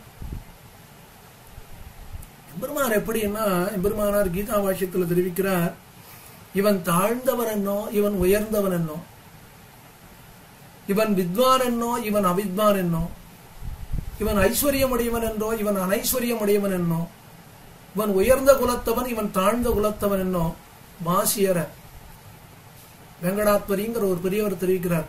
தாசாய கீசாய தவ ராட்சசாயன்னு சொன்னார் சக்கரவர்த்தி திருமகன் வைபவத்தை. ஒரு குஹ பெருமான், ஒரு சுக்ரீவன், ஒரு விபீஷணன் அனைவரையும் தன்னோட சேர்த்து கொண்டானே. அப்ப எம்பெருமானுக்கு யாரிடத்திலும் ஆசை கிடையாது. அது ராமாவதார வைபவத்தை சொன்னார். கிருஷ்ணாவதாரத்தில் அதே போல வாசியே இல்லாமல் வித்தியாசமே இல்லாமல் அனைவருடைய மனதையும் கவர்ந்த எம்பெருமான் தன்னுடைய வைபவங்களை காட்டி கொடுத்து அவர்கள் மனதை கவர்ந்த எம்பெருமான் யாருன்னா அந்த எம்பெருமான் தான் கிருஷ்ணாவதாரம் பண்ணினவன் என்று எம்பெருமானார் கீதா பாஷ்ய அவதாரிகள் ரொம்ப அழகா தெரிவிக்கிறார். ஜனங்களுடைய மனதை அபகரிக்க வேண்டும், ஜனங்களுடைய கண்களையும் அபகரிக்க வேண்டும். என்ன காரணம்னா, எம்பெருமான பார்த்துட்டானா இனிமே வேற யாரையும் பார்க்க முடியாது. தசரதன் தெரிவிக்கிறான், கௌசல்யே குழந்தை காட்டுக்கு போயிட்டானே, என் கண்கள் போயிடுத்தேன்னா. சாது மாம்பாடினா ஸ்பிருஷகாங்கிறான். ஏ பரம சாத்வீகமான கௌசல்யே, உன் கையால என்ன தொட்டு பாருன்னா. கௌசல்ய கேட்டா, ஐயோ என்ன எடுத்து உங்களுக்குன்னா, என் கண்ணு தெரியலையேன்னா. ஏன்னா என் கண்ணே காணாம போடுத்தேன்னா. கௌசல்ய கேட்டா என்னாச்சுன்னா, குழந்தை காட்டுக்கு போனா குழந்தையோட என் கண்ணும் போடுத்தேன். அதே போல கண்ணன் பெருமான அனுபவித்தவர்களுக்கு கண்ணன் பெருமானை அனுபவித்த கண்கள் கண்ணன் பெருமானோடையே செல்லும்படியான அவதார சேட்டிதங்களை பண்ணினவன் எம்பெருமான் அப்படின்னு எம்பெருமானார் தெரிவிக்கிறார். அந்த எம்பெருமான் பண்ணின பரமபோக்கியமான ஒரு லீலைன்னு சொன்னா யமுனா நதி. அந்த யமுனா நதிக்கு என்ன ஏற்றம் அப்படின்னா, அதுக்கு 4 காரணம் முக்கியமா சொன்னான். எம்பெருமானுடைய திருமேனி சம்பந்தம் முழுவதும் யமுனா நதிக்கு தான் கிடைச்சது. வேதாந்த தேசிகனை கேட்டா, எம்பெருமான் கண்ணனாவதாரம் பண்ணினானே, குன்னினால் குடை கவித்ததும் கோலக்குறவையாத்ததும் கோலக்குறவை போத்ததும் கண்டினால் விளவறிந்ததும் எத்தனையோ லீலைகளை பண்ணினானே. இந்த லீலைகளை அத்தனையும் அனுபவிச்சவா யாருன்னு கேட்டான். கோபிமார்கள் அனுபவித்தார்களோ இல்லைன்னு சொல்லிட்டார் தேசிகர். இடையர்கள் அவர்களும் பூரணமாக அனுபவிக்கலை. ஒருவேளை தாயார் யசோதை அவளும் அனுபவிக்கல. தகப்பனார் நந்தகோபாலன் அவரும் அனுபவிக்கிறப்ப யார்தான் அனுபவித்தார்கள்? தேசிகன் சொன்னார், எம்பெருமானுடைய வைபவம் முழுவதையும் கிருஷ்ணாவதார லீல முழுவதையும் அனுபவித்தவர் யாராவது உண்டோன்னா ஒருத்தர் தான். யாருன்னா அவருடைய அவதாரம் தொடக்கமாக அத்தனை அனுபவித்தது யமுனா சாட்சிகம் யவனம் யுவானம். யமுனா நதி மட்டும்தானே அனுபவித்தாள். அப்படி யமுனா நதிக்கு என்ன ஏற்றம்னா, கண்ணன் பெருமானுடைய திருமேனை சம்பந்தம் முழுவதும் யமுனா நதிக்கு கிடைத்தது. இரண்டாவது,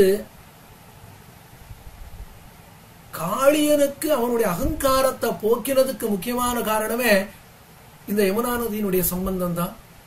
மூணாவது, கண்ணன் எம்பெருமானுக்கே யமுனா நதியினால தூய பெருநீர் யமுனை துறைவன் என்ற திருநாமம் உண்டானது. நாலாவது, கண்ணன் எம்பெருமான் கோபிமார்களோடு விளையாடியது இந்த யமுனா நதிக்கரையிலே. அது மட்டும் கிடையாது, அக்ரூரர் போன்ற பரம பாகவதர்களுடைய சம்பந்தம் எங்க உண்டானதுன்னா யமுனா நதிக்கு தானே கிடைச்சது. அந்த யமுனா நதிக்கரை, அந்த யமுனா நதியில் அழகான ஒரு மடு, அந்த மடுவுல காளியன் நடந்தருளி இருக்கான். அந்த காளியனுடைய அகங்காரத்தை போக்கினான் எம்பெருமான். இந்த காளிய நர்த்தனமானது ஆரப்படி அப்படிங்கிற ஒரு நடனம். அதைத்தான் கண்ணன் பெருமான் ஆடினான். அதெல்லாம் கண்ணன் பெருமான் ஆடணும்னு திருவுள்ளம் பத்தல. காளியனை வதம் பண்ணணும், இல்லாட்டா அவனுடைய அகங்காரத்தை போக்கணும்னு போனான். கண்ணனை பார்த்த உடனே காளியன் தன்னுடைய அதுக்கு ஒரு அவனுடைய பணாமண்டலம் முழுவதையும் காட்டினானாம். பார்த்த உடனே கண்ணன் பெருமானுக்கு ஆசை உண்டானதான். ஆகா, இவ்வளவு அழகான ஒரு மேடை கிடைச்சிருக்கு. இது நாள் வரையும் நாம எங்கெல்லாமோ ஆடி இருக்கோம். நாதசிய நந்தபவனே நவநீத நாட்டியம்னு தெரிவிக்கிறாரே தேசிகன். வெண்ணவானுன்னு கோகுலத்துல எல்லாம் ஆடினோம், அதெல்லாம் ஒண்ணும் இல்ல, அங்கெல்லாம் எங்க தரையில ஆடினோம். அழகான ஒரு மேடை கிடைச்சதேன்னு காளியன் மேல நடனம் ஆடணும்னு அங்கதான் தீர்மானம் பண்ணினானாம். காளியனுடைய அகங்காரம் போனது. அப்ப காளியன் கேட்கிறான் கண்ணன் பெருமான இடத்துல, நான் ஒரு தப்பும் பண்ணலையே, என்ன சர்ப்பமா சிட்டி பண்ணினதே நீதான், சர்ப்பம்னாலே விஷம் இருக்குத்தானே செய்யும் அப்படின்னு கேட்கிறான் காளியன் எம்பெருமான இடத்துல. அதனாலதான் கண்ணன் எம்பெருமான் காளியனை வதம் பண்ணலை, அவனை தண்டிச்சான். எப்படின்னா அவனுடைய அகங்காரத்தை போக்கி அவனை பரம சாத்வீகனாக ஆக்கணுங்கிறதான் எம்பெருமானுக்கு திருவுள்ளமே ஒழிய காளியனை வதம் பண்ணணுங்கிறது இல்லை. இது எப்படி நாம தெரிஞ்சுக்கலாம்னா, காளியனுடைய பத்னிமார்கள் எல்லாம் கண்ணன் பெருமானை சேவித்தார்கள். சேவிச்ச உடனே கேட்டா, எம்பெருமானே எங்களுக்கு மாங்கல்ய பிக்ஷை வேணுமே, எம்பெருமானே உன்னை போல பரம கிருபை யாருக்கு இருக்க முடியும்? கண்ணன் கேட்டா, எனக்கு என்ன கிருபை, உங்க பர்த்தா தொகைச்சிருக்கேனே, உங்க பர்த்தானுடைய பிராணம் போகிற மாதிரி நான் பண்ணிவிட்டேனே, எனக்கு என்னவோ ரொம்ப கிருபை இருக்குன்னு சொல்றே, என்ன காரணம்? கண்ணன் பெருமான் கேட்டான். அப்ப நாகபத்னிகள் சொன்னா, பெருமானே யாருக்கும் கிடைக்காத பரம பாக்கியம் எங்க பர்த்தாவுக்கு கிடைச்சது. உம்முடைய திருவடி சம்பந்தம் இவருக்கு கிடைச்சதே. உம்முடைய திருவடி சம்பந்தம் ஏதோ ஏகதேசம் கிடைச்சதா கிடையாது, எம்பெருமானுடைய 2 திருவடிகளுடைய பரிபூர்ணமான சம்பந்தம். அக்ரூர கோகுலத்துக்குள்ள நுழைகிறார், பிருந்தாவனத்துக்குள்ள நுழைஞ்சாராம். பிருந்தாவனத்துல பார்த்தா எங்க பார்த்தாலும் கண்ணன் பெருமானுடைய திருவடிகள், சங்கு சக்கரம் உதித்ததான திருவடிகள் பிருந்தாவனம் முழுவதும் தெரிஞ்சுதான். அதே போல காளியனுடைய பணாமண்டலத்துல எம்பெருமானுடைய திருவடிகள், திருவடி நிலைகள் தெரிந்தது. இப்ப நாகபத்னிகள் கேட்கிறா, என் பர்த்தா எங்க போய் தபஸ் பண்ணினார்? எங்க பர்த்தாவுக்கு உங்க மேல பக்தியே கிடையாது. அப்படி இருக்கக்கூடிய எங்க பர்த்தாவையும் திருத்த வேணும், திருத்தி பணிகொள்ள வேணும் என்பதற்காக உங்களுடைய திருவடி சம்பந்தத்தை கொடுத்தீரே அவருக்கு, இதெல்லாம் நிர்கேதுகமான கிருபை. எங்க பர்த்தா ஏதோ தவறு பண்ணிட்டார், நீங்க தான் மன்னிக்கணும் அப்படின்னு கேட்டுட்டாளாம். அதனாலதான் குரத்தாழ்வான் கேட்டுட்டார் சுந்தரமாகுஸ்தவத்துல, காளியஸ்ய பணதாம் சிரஸ்துமே. அந்த காளியனுக்கு கிடைச்ச பாக்கியம் எனக்கு கிடைக்காம போடுது, அந்த கதம்ப மரத்துக்கு கிடைச்ச பாக்கியம் எனக்கு கிடைக்காம போடுது. எனக்கு ஒரு ஜென்மா இருந்தா அடியன் காளியனா ஜென்மா எடுக்கணும். எனக்கு ஒரு ஜென்மா கிடைச்சதுன்னா எம்பெருமானே உன்னுடைய திருவடி சம்பந்தம் கிடைத்ததான அந்த கதம்ப மரமா நான் பிறக்க கூடாதா? எப்படி குலசேகர ஆழ்வார் எம்பெருமான் பொன்மலை மேல் ஏதேனும் ஆவேன்னு கேட்டுண்டாரோ, அதே போல காளியனுடைய அகங்காரம் முடிந்தது. காளியன் பகவான் எம்பெருமான சேவிச்சான். சேவிச்ச உடனே காளியன் ரொம்ப அழகா ஸ்துதி பண்ணினான். இந்த காளியனுடைய ஸ்தோத்திரம் எதை போல இருக்குன்னா, ஸ்வேதாஸ்வர உபனிஷத்துன்னு ஒரு உபனிஷத். அந்த உபனிஷத்து எப்படி எம்பெருமான கொண்டாடினதோ அதே போல காளியனும் கொண்டாடுறான். உபனிஷத்து என்ன தெரிவிக்கிறதுனா, எம்பெருமானே நீ யார் தெரியுமா? ஈஸ்வரனுக்கெல்லாம் நீதான் ஈஸ்வரன், தமீஸ்வரானாம் பரமம் மகேஸ்வரம். நீ யார் தெரியுமா? தெய்வங்களுக்கெல்லாம் நீதான் மேலான தெய்வமாக இருக்கிறாய். தம் தேவதானாம் பரமம் ச தெய்வதம் அப்படின்னு ஸ்வேதாஸ்வர உபனிஷத் தெரிவிக்கிறதே. அந்த உபனிஷத் எப்படி எம்பெருமான கொண்டாடினதோ அதே போல காளியன் எம்பெருமான கொண்டாடினான்.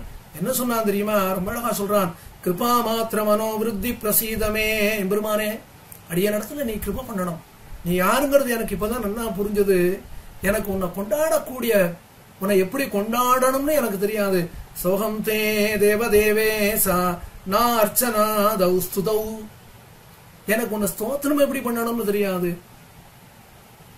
உனக்கு எப்படி அர்ச்சனை பண்ணணும்னு தெரியாது, உன் இடத்துல எப்படி சரணாகதி பண்ணணும்னு தெரியாது. ஆனா நீ யாரு தெரியுமா? தேவதேவேஷா. இந்த இடத்துல ஸ்ரீமத் பாகவதத்துல சுகர் ரொம்ப அழகா சொன்னார், பரீட்சித்து ஒரு விஷயம் சொல்றேங்களு, காளியன் இப்ப எம்பெருமான கொண்டாடினானே அது ஆச்சரியம் இல்லைன்னார். என்ன காரணம்னா, காளியன் என்ன கொண்டாடினான் தெரியுமோ? நாக பத்னிகள் எப்படி எம்பெருமான கொண்டாடினாலோ அப்படியே காளியனும், தன்னுடைய பத்னிமார்கள் எம்பெருமான எப்படி கொண்டாடினாலோ அப்படியே காளியனும் எம்பெருமான கொண்டாடினானாம். அந்த எம்பெருமான் இப்ப ஆழ்வார் தெரிவிக்கிறார். எம்பெருமான் என்ன பண்ணினான்? அது வாட காளியன் மாடி போகும்படியாக, காளியனுடைய திருமேனி நொந்து போகும்படியாக. இதுல என்ன ஆச்சரியம்னா, அந்த மடுவுல குதிச்சுட்டான் கண்ணன் பெருமான். யமுனா நதி கரையில் இருக்கக்கூடிய இடையர்கள் இடைப்பெண்கள் எல்லாம் இதை பார்த்தா, கண்ணன் மடுவுக்குள்ள குதிச்சான உடனே எல்லாரும் ஓடினாளாம் கோகுலத்துக்கு. கோகுலத்துல போய் கண்ணனுக்கு ஆபத்துன்னு சொல்லி அவ கோகுலத்திலிருந்து யமுனா நதிக்கரைக்கு வரத்துக்குள்ள கண்ணன் காளியனுடைய அகங்காரத்தை போக்கி அவன் தலையில நடனம் ஆடி அங்கிருந்து திருவாய்ப்பாடிக்குள்ள வந்து விட்டானா, கவலைப்படாதீங்கோ நான் க்ஷேமமா இருக்கேன்னு காட்டுறதுக்காக. அப்படி காளிய நர்த்தனம் பண்ணின எம்பெருமான் யாரோ அவனே இதோ அதே அனுபவத்தோட சித்திரகூடத்துல வந்திருக்கானே. அந்த எம்பெருமான செவிக்க வேண்டாமா என்று ஆழ்வார் தெரிவிக்கிறார். தில்லை திருச்சித்திரகூடத்து உள்ளானே என்று இது காளிய அனுபவம், ரொம்ப அழகான அனுபவம் இது. அடுத்து 5வது பாசுரம். பருவ கருமுகில் ஒத்தும் முத்துடை மா கடல் ஒத்தும் அருவி திரள் திகழ்கின்ற 1000 பொன்மலை ஒத்தும் உருவ கருங்குழல் ஆய்ச்சி திறத்து இனமால் விடை செற்று தெருவில் திளைத்து வருவான் சித்திரகூடத்து உள்ளானே. தேவாச்சான் பிள்ளை வியாக்கியானத்தில் தெரிவித்தார், வர்ஷுகவ வளாகம் போலேயும் முத்துடைய பெருங்கடல் போலேயும் அருவி திரள்களாலே விளங்கா நின்றுள்ள 1000 பொன்மலை போலேயுமாய் அழகிய வடிவையும் கருத்த திருக்குழலையும் உடைய நப்பின்னை பிராட்டி. அந்த நப்பின்னை பிராட்டி இடையாட்டத்திற்காக 2 பெருமை உடைய ரிஷபங்களை கொன்று, அது மட்டும் கிடையாது, கொன்றவன் தன் பருவத்திலே ஒத்த பிள்ளைகளோட தெருவிலே கூடி இதோ திருவாய்ப்பாடியிலே விளையாடி வந்தானே, அந்த எம்பெருமான் சித்திரகூடத்து உள்ளான் அப்படின்னு ஆழ்வார் தெரிவித்தார். நம்மாழ்வார் தெரிவிக்கிறார், நப்பின்னை பிராட்டி யார் தெரியுமா? குலமாயர் கொழுந்து. திருச்சந்த விருத்தத்தில் திருமணிசை பிரான் தெரிவித்தார், ஆயனாகி ஆயர் மங்கை வேயதோள் விரும்பினாய். குரத்தாழ்வானுடைய அனுபவம் ரொம்ப அழகான அனுபவம். சுந்தரமாகுஸ்தவத்துல குரத்தாழ்வான் கேட்டார், கண்ணன் பெருமானை பார்த்து கேட்டார், பெருமானே உனக்கு ஆசையே தீரலையான்னு கேட்டார். மகன் ஒருவருக்கு அல்லாத மாமேனி மாயவன். எம்பெருமானுக்கு என்ன ஆசைனா, தனக்கும் ஒரு தாய் தகப்பன் வேணும்னு ஆசை. அதனாலதான் எம்பெருமான் பூதனையை வதம் பண்ணினப்போ பெரியவர்கள் ரொம்ப அழகா அனுபவித்தா, எம்பெருமானுக்கு தாயார் தகப்பனார் வேணுங்கிற ஆசை இருக்கலாம், தவறு கிடையாது. ஆனா அதுக்காக பூதனை தாய் போல வந்தாலே அவளிடத்துலயும் தாய்பால் குடிக்கணுமோ அப்படின்னு கேட்கிறான். குரத்தாழ்வான் கேட்டுண்டார், சுந்தரன் எம்பெருமான் தெரிவிக்கிறார், சுந்தர தோளுடையான். ஹே சுந்தரைகதர ஜென்மனி கிருஷ்ணபாவே. எம்பெருமானே கண்ணன் அவதாரம் பண்ணினியே. அந்த அவதாரம் பண்ணினது ஆச்சரியம் கிடையாது. ஒருத்தி மகனாய் பிறந்து ஓர் இரவில் ஒருத்தி மகனாய் ஒளித்து வளர்ந்தாய். இதுல ஒன்னும் ஆச்சரியம் கிடையாது.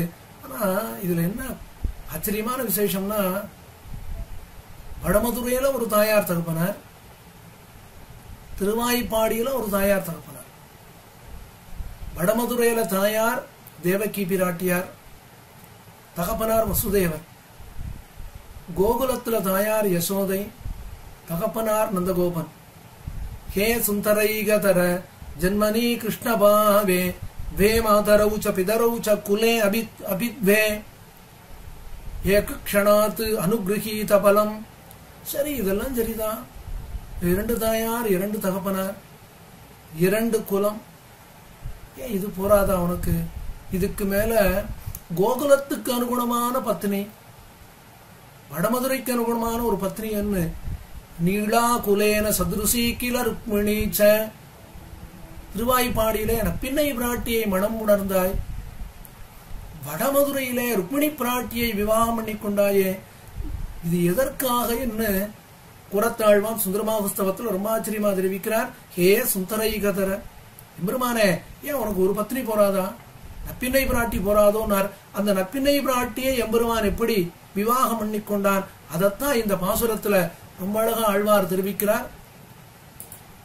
இந்த 5வது பாசுரத்துல சரி, இப்போ இந்த எம்பெருமானுடைய பெருமை எப்படி இருக்குன்னா, பருவம் கருமுகில் ஒத்து, மழை காலத்திலே மேகங்கள் எப்படி கருத்து இருக்குமோ அப்படி கருத்து காளமேகத்தை போல மேகங்களை போன்றவன், நன்றாக மழை பெய்யக்கூடிய மேகங்களை போன்றவன். ஏன் இந்த இடத்துல காளமேகம்னு சொல்றாருன்னா, மேகம் நல்லா மழை பெய்யறது, ஆனா எந்த ஒரு பிரயோஜனத்தையும் எதிர்பார்க்கறது இல்லையே. வேதாந்த தேசிகன் எம்பெருமான் எப்படிப்பட்டவன் தெரியுமா? அவ்வியாஜ உதார பாவாத்து. நாமெல்லாம் நமக்கு ஒரு காரியம் ஆகணும் அப்படின்னா அதுக்காக ஒருத்தரை பார்த்து சிரிக்கிறோம். காரியம் யாரிடத்துல இருந்து ஆகணுமோ அவள்கிட்ட நல்லா நடந்துக்கிறோம். காரியம் முடிஞ்ச அப்புறம் மறந்து விடுறோமே. நம்ம இடத்துல எம்பெருமானுக்கு என்ன காரியம் ஆகணும்? எதையும் நம்ம இடத்துல எதிர்பார்க்கறது இல்லையே. பிரத்யுபகாரம் எதையும் எதிர்பார்க்கறது இல்லையே. நிரபேட்சம் முனிம். அப்படிப்பட்ட எம்பெருமான் யார போலன்னா மேகங்களை போன்றவன். சரி, அதுக்கு என்ன காரணம்னா வாத்சல்யமே வடிவெடுத்தவன். அந்த எம்பெருமானுடைய வாத்சல்யம் எப்படி இருக்குன்னா, முத்து உடை மாகடல் ஒத்துனார். தன்னிடத்திலே உயர்ந்ததான எங்கும் கிடைக்காததான ரத்தினங்களை உடைய கடல். அந்த கடலை எப்படி இருக்குமோ அப்படிப்பட்ட எம்பெருமான். அப்ப காளமேகத்தை போன்றவன், சமுத்திரத்தை கடலை போன்றவன். அது மட்டும் கிடையாது, அருவித்திரள் திகழ்கின்ற 1000 பொன்மலை ஒத்து. ஒரே சமயத்துல சொர்ணத்தினால மலைகள் உண்டானதா, 1000 மலைகள் உண்டானா எப்படி இருக்கும் அது போன்ற பொன்மலைகளை போன்றவனான எம்பெருமான். இந்த எம்பெருமான் என்ன பண்ணினான்னா, திருவாய்ப்பாடியில இந்த எம்பெருமான் தான் வீதியில வரான். வீதியில வந்த உடனே கோபிமார்கள் எல்லாம் பாடினாளா, இவன் யாரு தெரியுமா? இதோ வீதியில வரானே, இவன் உருவம் கருகுழல் ஆய்ச்சி திறத்து மால் விடையினம் செற்று. நப்பின்னை பிராட்டிக்காக. அந்த நப்பின்னை பிராட்டி எப்படி இருந்தாலும் கருத்ததான கூந்தலை உடைய நப்பின்னை பிராட்டி. அந்த நப்பின்னை பிராட்டிக்காக என்ன பண்ணினான்? நப்பின்னை பிராட்டியினுடைய தகப்பனார் சொன்னார், இந்த 7 எருதுகளை யார் அடக்கினார்களோ அவர்களுக்கே என் பெண்ணை கொடுப்பேன்னு சொன்னார். பெருமான் அனாயாசமாக 7 எருதுகளை அடக்கினான். அதுதான் மால் விடை இனம் செற்றுனான். எல்லாம் யாருக்காகனா, எல்லாம் நப்பின்னைக்காக. நப்பின்னைக்காக. அப்போ நப்பின்னையினுடைய கூந்தலும் கருத்து இருக்க, எம்பெருமானும் கருத்து இருந்தான். துல்லிய சீல வயோ விருத்தாம் துல்லிய அபிஜன லட்சணாம்.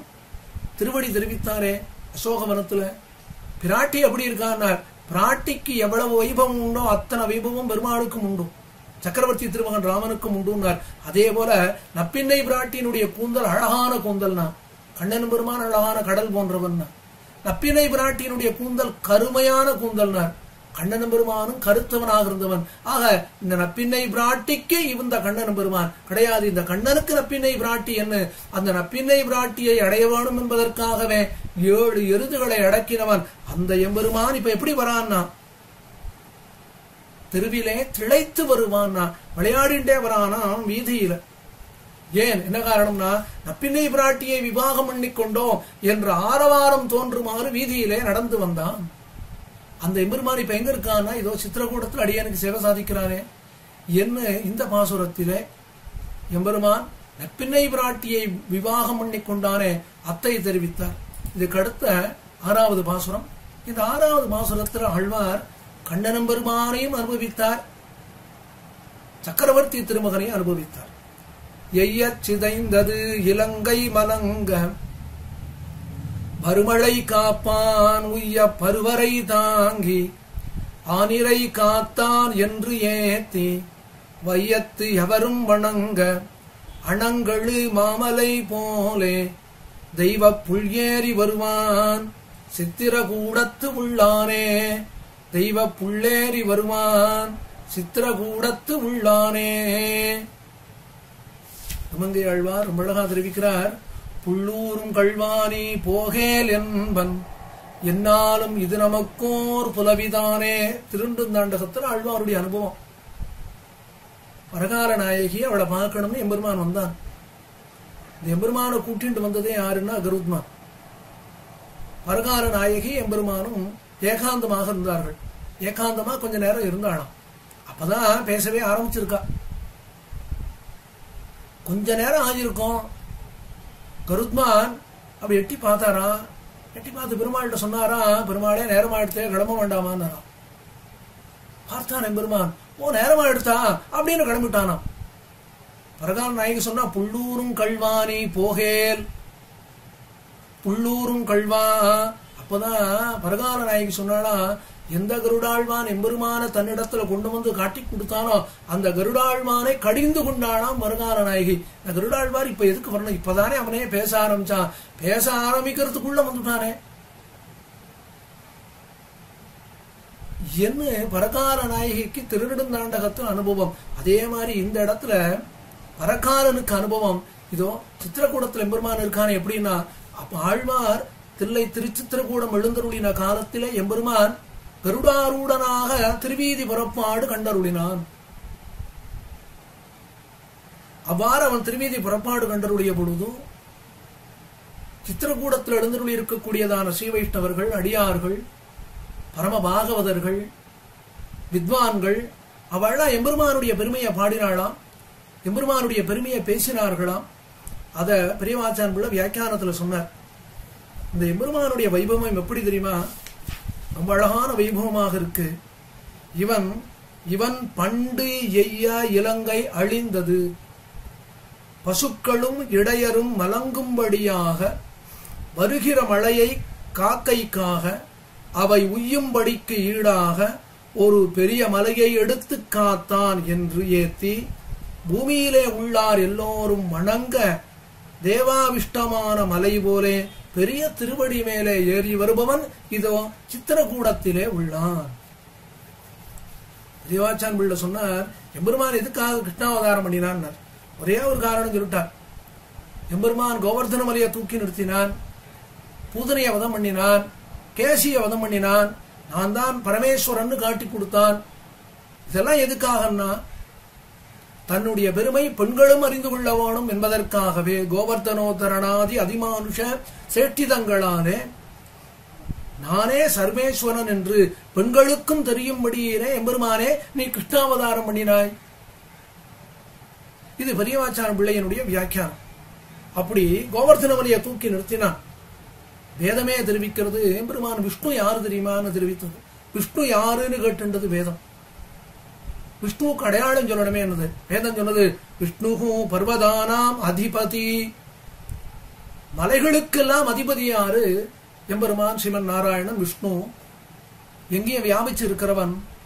மலைகளுக்கு அதிபதியான எம்பெருமானே மலையை தூக்கி நிறுத்தினான். அதனால்தான் பெரியாழ்வார் சொன்னார், கோவர்த்தனம் என்னும் கொற்றக்குடையேன்.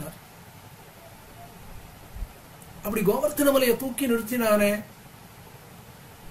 இடையர்களுக்கெல்லாம் அபயம் கொடுத்தானே, அவனுக்கு ஏதாவது வருத்தம் உண்டானதான்? ஒரு வருத்தமும் இல்லையா? அப்ப கோவர்த்தன மலை எப்படி தூக்கி நிறுத்தினான்?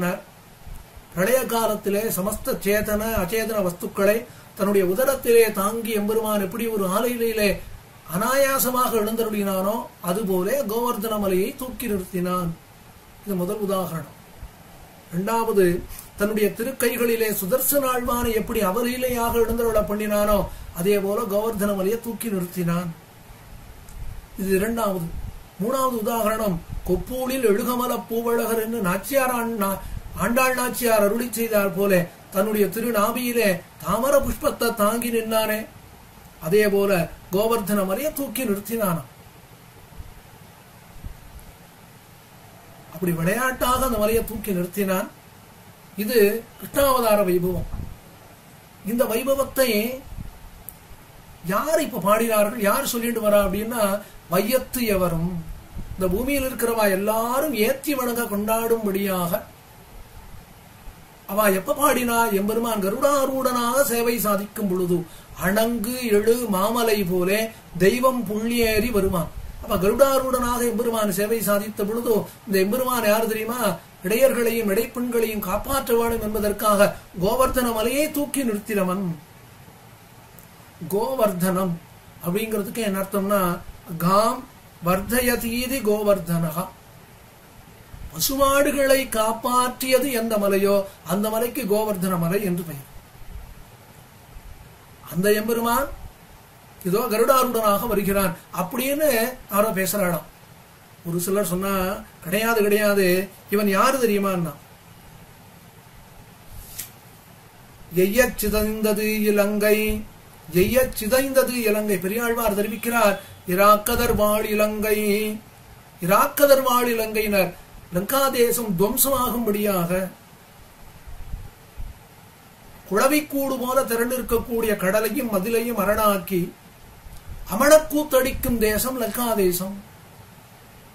பெரியவாச்சான் பிள்ளை திருப்பல்லாண்டு வியாக்கியானத்தில் தெரிவிக்கிறார், அந்த லங்காதேசத்தில் இருப்பவர்கள் பொடியும்படியாக ராவணன் வதம் பண்ணினான். எப்படி வதம் பண்ணினான்?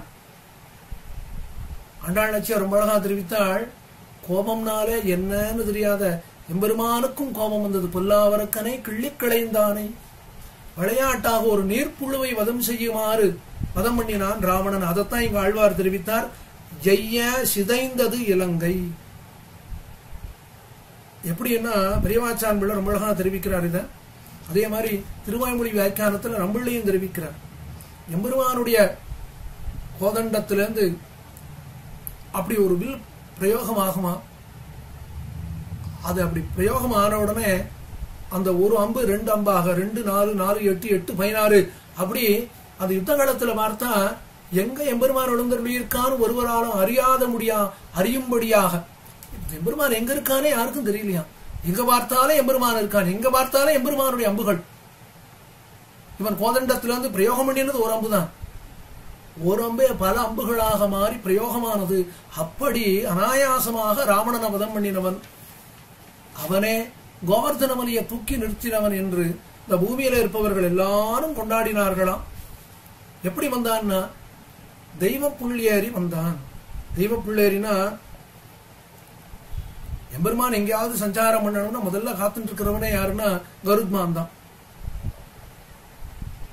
ரொம்ப அழகா தெரிவிக்கிறார் நம்பிள்ளை ஈடு வியாக்கியானத்தில் தெரிவிச்சார், பெரிய திருவடி இல்லாம எம்பெருமான் எங்கேயுமே சஞ்சாரம் பண்ண மாட்டான். என்ன காரணம்னா எம்பெருமான் எங்க எழுந்தருள வேணும்னு எம்பெருமானோட திருவடிக்கு தான் நல்லா தெரியுமா. அதனால வேகமாக செல்லக்கூடியவன் திருவடி. அது மட்டும் கிடையாது, அந்த கருடாழ்வான் இருக்கானே, கருடாழ்வான சேவிச்சாலே நல்லா தெரியுமா எம்பெருமானுடைய திருவடி உறுத்தியதாலே வந்த தழும்புகள் கருடாழ்வான் மீது இருக்குமா. அப்ப கருடாழ்வானுக்கு எது தாரகம்னா எம்பெருமானுடைய திருவடியினாலே உண்டானதான தழும்புகள். வீரன்னு சொன்னா அவன் உடம்பு முழுவதும் தழும்பு இருக்கும், யுத்தம் பண்ணி பண்ணி. பிராமணர்னு சொன்னா நாக்குல தழும்பு இருக்கும், நன்னா வேதாத்தியனம் பண்ணி. கண்ணன்னு சொன்னா அம்மா அவனை கட்டின தழும்பு இருக்கும். அதே போல இந்த இடத்துல கருடாழ்வானுக்கு என்ன தழும்புன்னா எம்பெருமானுடைய திருவடிகள் உறுத்தி உறுத்தி எம்பெருமானை எழுந்தருள பண்ணி கொண்டு சென்றதாலே அதனாலே உண்டானதான தழும்புகள் கருடாழ்வான் திருமேனி முழுவதும் இருக்குமாம். அப்படி தன்னுடைய திருவடி சம்பந்தத்தை கருடாழ்வானுக்கு கொடுத்து அவன் மீது ஏறிக்கொண்டு புறப்படக்கூடிய எம்பெருமான் எங்க இருக்கான்னா இதோ சித்திரகூடத்திலே இருக்கிறான். அதனாலதான் அதிமானுஷஸ்தவத்துல குரத்தாழ்வான் ரொம்ப அழகா தெரிவிச்சார், எம்பெருமானே லோகத்துல குணம்னு சொல்றாளே, இந்த குணத்திலே உயர்ந்தது என்ன தெரியுமா, சௌசீல்யம் என்றதான குணம், சௌலபியம் என்றதான குணம். பரம சுலபனாக இருக்கணும். சுலபனாக இருக்கும் பொழுதும் வாழ்க்கெல்லாம் சுலபமா இருக்குமேங்கிற எண்ணம் இல்லாம இருக்கணும். அப்படி தேவரீர் எழுந்தருளி நீரேங்கிறார் அதிமானுஷஸ்தவத்துல. ஏன் அப்படின்னா வன்னிய திருடினாயே, மாடு மேய்ச்சியே, ஒரு தென்னவரத்து பூவை காதுல வச்சுண்டியே, கேசங்கள்ல மயில் பீலியை சூடிக்கொண்டாயே, கேசங்கள்ல செம்பருத்தி பூவை சூடிக்கொண்டாயே, இதை விட சௌலபியமான ஒரு குணம் இருக்க முடியுமா? லோகத்தையே சிட்டு பண்ணின எம்பெருமான் தன் மேன்மையை கணிசியாதே, அதுவும் இடக்கை வலக்கை தெரியாத இடையர்கள் கரவகள் பின் சென்று காணும் சேர்ந்து முன்போம், அறிவொன்றும் இல்லாத ஆய்குலம், பாலாலே உழக்கு பணி செய்யும் குலம். இந்த குலத்துல எம்பெருமான் அவதாரம் பண்ணினாலே என்ன சௌலபியம்னார். அந்த எம்பெருமானை ஆழ்வார் கொண்டாடினார். அப்படிப்பட்ட எம்பெருமான் இதோ கருடாருடனாக சேவை சாதிக்கிறான். எங்க தில்லை திருச்சித்திரகூடத்திலே. இப்படி சொன்ன உடனே ஆழ்வாருக்கு தோணினது, இவ்வளவு லீலைகளை எம்பெருமான் பண்ணியிருக்கானே, இதை யாரால தெரிஞ்சு கொள்ள முடியும், யாராலதான் புரிஞ்சு கொள்ள முடியும், யாராலதான் பேச முடியும்? வேதமே எம்பெருமான கொண்டாடணும்னு ஆரம்பிச்சது முடியலையே. எதோ வாச்சோ நிவர்த்தந்தே அப்ராப்ய மனசாசக ஆனந்தம் பிரம்மணோ வித்வான். நம்மாழ்வார் தெரிவித்தாரே, பேசுவார் எவ்வளவு பேசுவார், அவ்வளவே வாசமலத்துள்ளாய் மாலையார். நம்மாழ்வார் தெரிவிக்கிறார், தனக்கும் தன் தன்மை அறிவறியான்னு தெரிவிக்கிறாரே. எம்பெருமானுக்கே தன்னுடைய பெருமை என்னதுன்னு தெரியாதா? இதைத்தான் அடுத்த 7வது பாசுரத்தில் தெரிவிக்கிறார் திருமங்கை ஆழ்வார். ஆவர் இவை செய்தறிவார் அஞ்சன மாமலை போலே மேவு சினத்து அடல் வேளம் வீழ முனிந்து அழகாய காவிமலர் நெடுங்கண்ணார் கைதொழ வீதி வருவான் தேவர் வணங்கு தன் தில்லை சித்திர கூடத்து உள்ளானே. பிரியவாச்சன்புல வியாக்கியானம் பண்ணினார். எவர் இவை செய்து அறிவார்? பெரியதொரு அஞ்சனகிரி போலே சுவாபாவிகமான சினத்தை உடைத்தாய், யுத்தோன்முகமான ஆனை குட்டிச்சுவர் போல ஆனை யுத்தோன்முகமான ஆனை குட்டிச்சுவர் போலே வீழும்படி சீறி தர்சனீயங்களாய் காவிமலர் போலே கருத்து நெடிய கண்ணை உடைய ஸ்திரீகள் கைதொள்ளும்படி வீதியிலே வருபவன். அப்ப எம்பெருமான் அப்படி சீரிண்டு வீதியில வரானா. அப்படி எம்பெருமான் வீதியில வரான் சித்திரக்கூடத்துல. இத பார்த்த உடனே சித்திரக்கூடத்தில் இருக்கக்கூடிய ஸ்திரீகள் எல்லாம் எம்பெருமானை தொழுதார்கள், கை தொழுதார்கள். அவ எப்படி இருக்கான்னா, காவிமலர் போலே கருத்து நெடிய கண்ணை உடைய ஸ்திரீகள் கைதொழும்படி வீதியிலே வருவான். அவன் யாரு தெரியுமா? தேவர்களும் வணங்கும்படியான, தேவர்களும் வணங்கக்கூடிய இந்த தில்லை திருச்சித்திரகூடத்து எம்பெருமான். அவர் இவை செய்து அறிவார். இவை செய்தறிவாரார்? இது மாதிரி யாராலும் பண்ண முடியாத அதிமானுஷமான சேட்டிதங்கள் எல்லாம் பண்ணக்கூடியவன் கண்ணபிரான், கண்ணன் பெருமான தவிர வேறு யாரும் இல்லையே. அப்படி அவன் என்ன பண்ணிவிட்டான்னார்? அது ஒண்ணும் வேண்டாமே, குவலையாபீடம்ங்கிற யானையை வதம் பண்ணினானே, அது போராதோ? ஒரு யானையை கொண்டு ஒரு யானையை காத்தான். அதுவும் பெரிய ஆழ்வார் திருமொழி மணவாள மாமணி ஒரு வியாக்கியானத்தில் தெரிவிக்கிறார். கஞ்சந்தன் ஒருவாரணம் உண்டவன், இந்த பாசுரத்தினுடைய இடத்துல தெரிவிக்கிறார். கம்சன் தீர்மானம் பண்ணினானா, இனிமே கண்ணனுக்கு ஒரு காலத்திலும் வெற்றி உண்டாக கூடாது, அவனை வதம் பண்ணணும். என்ன பண்ணலாம்னார்? அவனை நம்மிடத்திலே கூட்டு நாம் அவனை வதம் பண்ணுவோம்னு தீர்மானம் பண்ணினானாம். அதனால மந்திரிகளிலே அனுகூலமான அக்ரூரரை கூட்டான். அவர் வந்தார். நேர திருவாய்ப்பாடிக்கு சென்று கண்ணனை கூட்டி கொண்டு வரணும்னா கண்ணன் வந்துட்டான். அதுக்குள்ள கண்ணனுடைய கம்சனுடைய யானை குவலையாபீடம்ங்கிறதான யானை. அதுக்கு என்ன பண்ணினாலா, நன்னா மதம் உண்டாகணுங்கிறதுக்காக அதுக்கான திரவியங்கள் எல்லாம் கொடுத்து அதுக்கு நன்னா மதம் உண்டாகும்படி செய்தார்கள். அது என்ன பண்ணினாலா, வாசலையே நிறுத்தி வைத்தார்களாம். மணவாள மாமனிகள் ரொம்ப வியாக்கியானத்தில் தெரிவித்தார். இனி இவனை வெல்லப் போகாது என்று பில்விழவுக்கு என்று அழைத்து நலிய கடவோம் என்று தன்னுடைய மந்திரிகளில் அனுகூலரான அக்ரூரரை வரவிட அவரும் வந்து அழைத்து கொண்டு போகா நிற்கச் செய்தே வழியிலே நலிவதாக மதகரமான திரவியங்களை தீற்றி பிச்சு ஏற்றி புகுவாய் நின்ற போதகம் வீட என்கிறபடியே புகுகின்ற வாசலிலே நிறுத்தி வைத்ததோர் ஆணையை மதியாமல் சென்று, இதான் அழகான வார்த்தை. இதைத்தான் ஆழ்வார் இங்க தெரிவிக்கிறார். மா அஞ்சனம் மலை போலே, பெரிய கருப்பான மலை போல இருந்துதான். சரி, அதனுடைய ரூபம் தான் அப்படின்னா சொரூபம் என்னன்னார்? மேவிசினம்னார். மேவிசினம்னா கோபம் வர வர அதிகமாயிட்டே இருந்துதான். கோபம் டு த பவர் ஆஃப் இன்ஃபினிட்டின்னு வச்சுக்கணும். சரி, அது எப்படி இருக்குன்னா பலிஷ்டமான, அப்போ மலைய போல இருக்கு, கருத்து இருக்கு, அபாரமான கோபம், பாரமான பலிஷ்டமான யானையா. இது என்னதுன்னா வேளம், குவலையாபீடம் என்னும் யானை. அது என்ன பண்ணியதுன்னா அது வீழும்படியாக. எப்படி வீழ்ந்ததா? வீழும்படியாகனா மணவாள மாமனிகள் பெரியாழ்வார் திருமொழி வியாக்கியானத்தில் தெரிவிக்கிறார். ஆனையை மதியாமல் சென்று அடர்த்து. கண்ணன் பெருமான் அந்த யானையை லட்சியம் கூட பண்ணலையா. என்ன பண்ணினார்? யானையினுடைய கொம்புகளை பிடுங்கினான். அதனுடைய கொம்புகளை கொண்டே அதனுடைய பிராணனை போக்கினானே. அந்த எம்பெருமான் இவனுடைய வைபவங்களை யாரால பாட முடியும்? யாரால தான் சொல்ல முடியும்? யாராலே புரிந்து கொள்ள முடியும்? ஒருவராலும் புரிந்து கொள்ள முடியாது. முனிந்து இவை செய்தறிவார் யாவர் என்று அப்படி இப்ப எம்பெருமான் என்ன பண்ணினானாம்? ஸ்திரீகள் எல்லாம் கொண்டாடும்படியாக. அந்த ஸ்திரீகள் யாருன்னா இங்க ஆழ்வார் தெரிவிக்கிறார், திருவாய்ப்பாடியிலே அல்லது வடமதுரை தெருவிலே கம்சனை வதம் பண்ணினான், கொலையாவிடங்கிற யானையை வதம் பண்ணின எம்பெருமான் அப்படி வீதியில வரானாம்.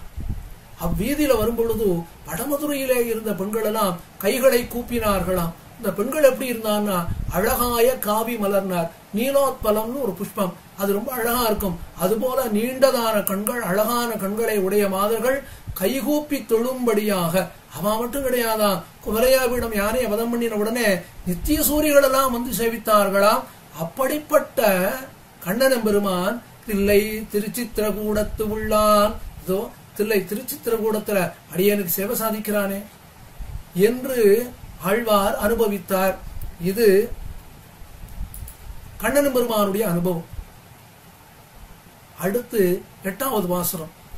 பொங்கி அமரில் ஒரு கால் பொன் பெயரோனை பெறுவ அங்கு அவன் ஆகம் களை அளைந்திட்டு 1000 தோள் எழுந்தாட பைங்கண் 2 எரிகான நீண்ட எயிற்றொடு பேழ்வாய் சிங்க உருவின் வருவான் சித்திர கூடத்து உள்ளானே.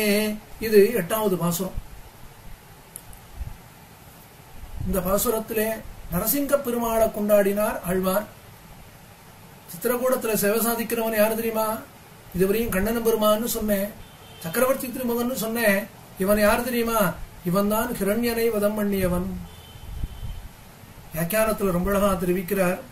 யுத்தத்திலே பண்டு ஒரு கால் ஹிரண்யனை வெறுவும்படி சீறி அவ்விடத்திலே அவனுடைய உடம்பை அடைந்து 1000 தோள்கள் தோற்ற வியாபரித்த ஜாதிக்கு உச்சிதமான எரி காண பசுமையை உடைய கண்ணும் நீண்ட எயிரும் பெரியவாயுமான சிம்மரூபத்தை உடையனாய் வருபவன் தில்லை திருச்சித்திரகூடத்து உள்ளானே.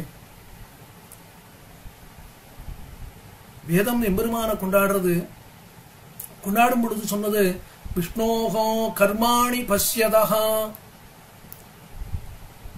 நன்னா பாருங்கோன்னு சொன்னது. பஷ்யதகான பாருங்கோ, காணுங்கள். என்ன காணணும்னா கர்மாணி, எம்பெருமானுடைய வைபவங்களை, லீலைகளை, அனுஷ்டானங்களை நன்றாக பாருங்கோள்னா யாருடைய அனுஷ்டானம்னா விஷ்ணோகோ கர்மாணி, எம்பெருமான் அவதார காலங்களிலே என்னென்ன வைபவங்கள் எல்லாம் பண்ணினானோ அதையெல்லாம் நன்றாக கண்ணாலே கண்டு கழியுங்கள், காதாலே கேட்டு கழியுங்கள், வாயார சொல்லிக் கழியுங்கோள்னு சொன்னார்.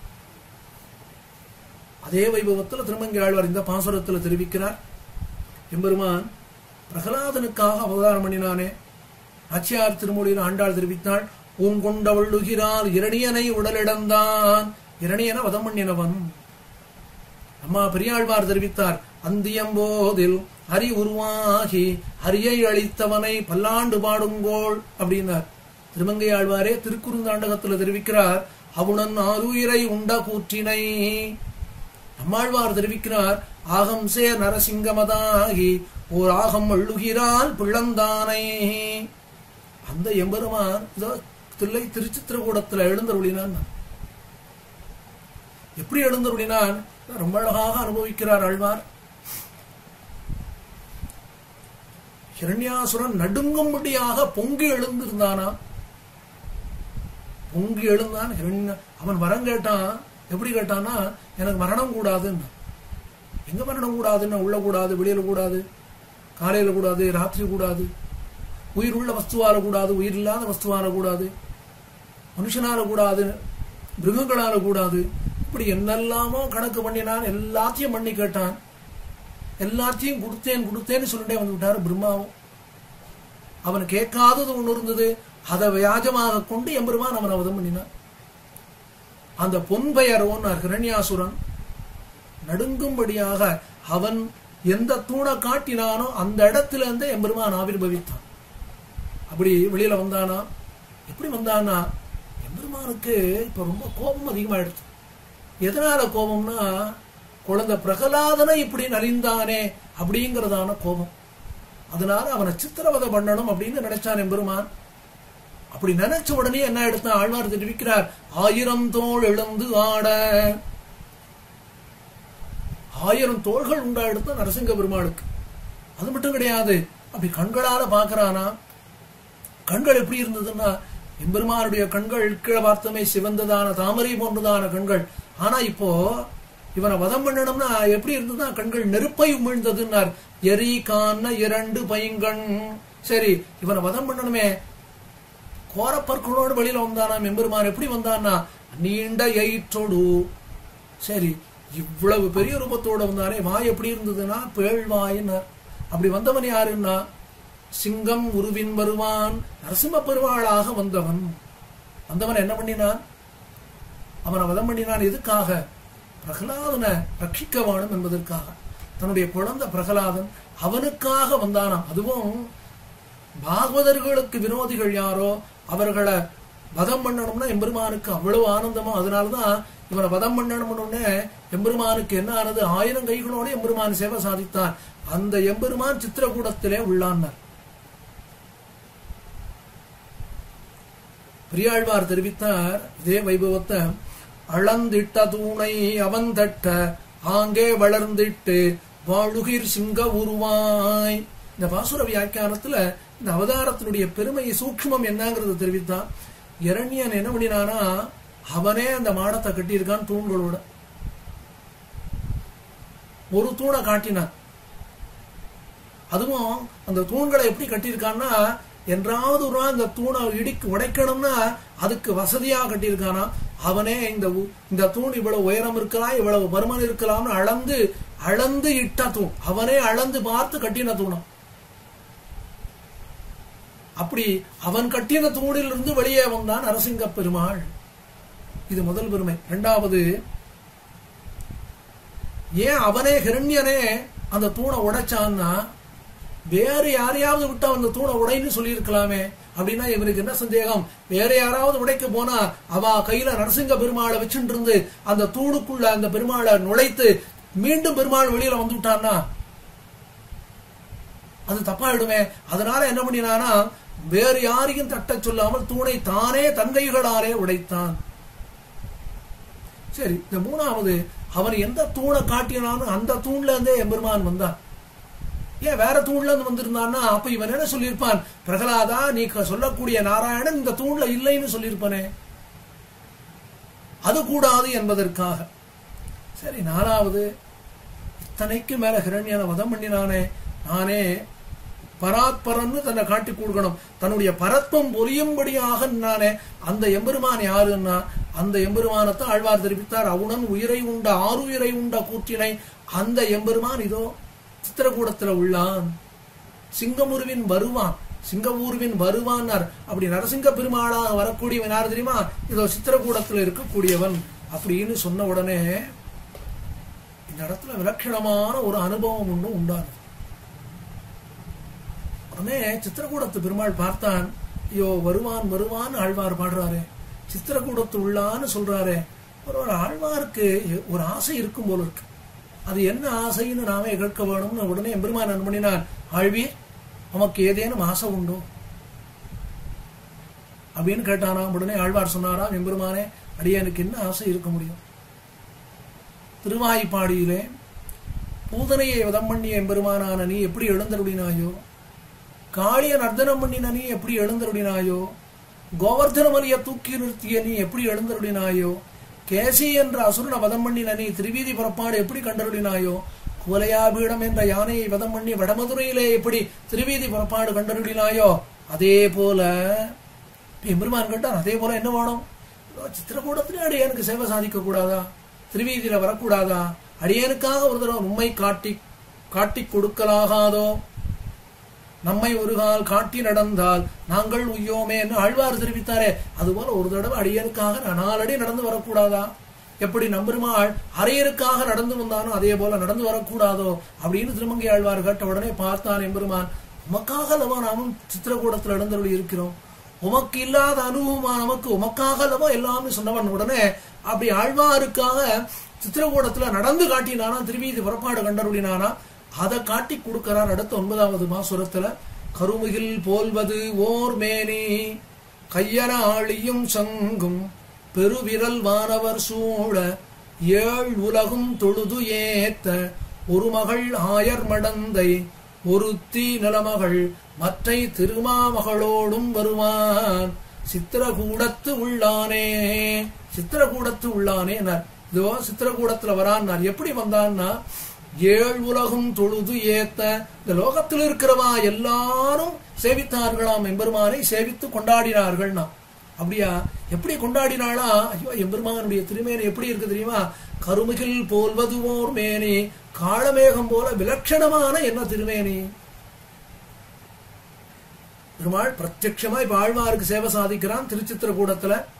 இப்ப ஆழ்வார் அனுபவிக்கிறார், எம்பெருமானே என்ன அழகான திருமேனி. சரி, அந்த திருமேனி எப்படி இருக்குன்னா, கையன ஆழியும் சங்கும். கையன ஆழியும் வியாக்கியானத்துல பிரியவாச்சான் பிள்ளை தெரிவித்தார், காளமேகம் போலே இருக்கும் வடிவையும் கையில் திருவாளியையும் ஸ்ரீ பாஞ்சஜன்யத்தையும் உடையனாய் பெரிய மிடுக்கை உடைய பிரம்மாதிகள் சூழ்ந்து சேவிக்க சப்தலோகத்தில் உள்ளோரும் திருவடிகளிலே விழுந்து ஏத்த பிராட்டிமார் மூவரோடும் கூட வருபவன் சித்திரகூடத்து உள்ளான்.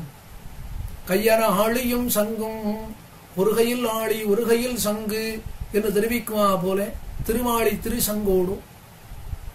அப்படி எம்பெருமான் வீதியில வந்தானா, அப்போ எல்லாரும் கொண்டாடினார்கள்னா. யாரெல்லாம் கொண்டாடினானா, ஏழு உலகம் தொழுது ஏத்தனர். அவர்கள் யாருன்னா, பெருவிரல் வானவர் சூழ, தேவர்கள் எல்லாரும் எம்பெருமான கொண்டாடினார்களா, சேவித்தார்களா. எப்படி சேவித்தான்னா, கண்ணன் பெருமான் திருவாய்ப்பாடியில் அவதாரம் பண்ணின உடனே கோபிமார்கள் உள்ள போனா, குழந்தைய பாக்குறா, பார்த்துட்டு வெளியில வந்தா, ஆசை அடங்கலையா, திரும்ப உள்ள போனாளாம், திரும்ப சேவிச்சாளாம். அதுபோல இந்த தேவர்களும் சித்திரகூடத்தில் எழுந்தருள் இருக்கக்கூடிய பெருமான் எப்படி சேவித்தானா, வானவர் சூழன், பெருமாளை சூழ்ந்து சூழ்ந்து நின்று சேவிச்சாளாம். முன்னழகை சேவித்தார்கள், பின்னழகை சேவித்தார்கள். அப்படி ஏழு உலகம் தொழுதி ஏத்த தோ பெருமாள் தோ வந்துட்டு இருக்கானே அடியனுக்காக. எப்படி வந்தான்னா, ஒரு மகள் ஆயர் மடந்தை, ஒரு மகள் ஆயர் மடந்தை.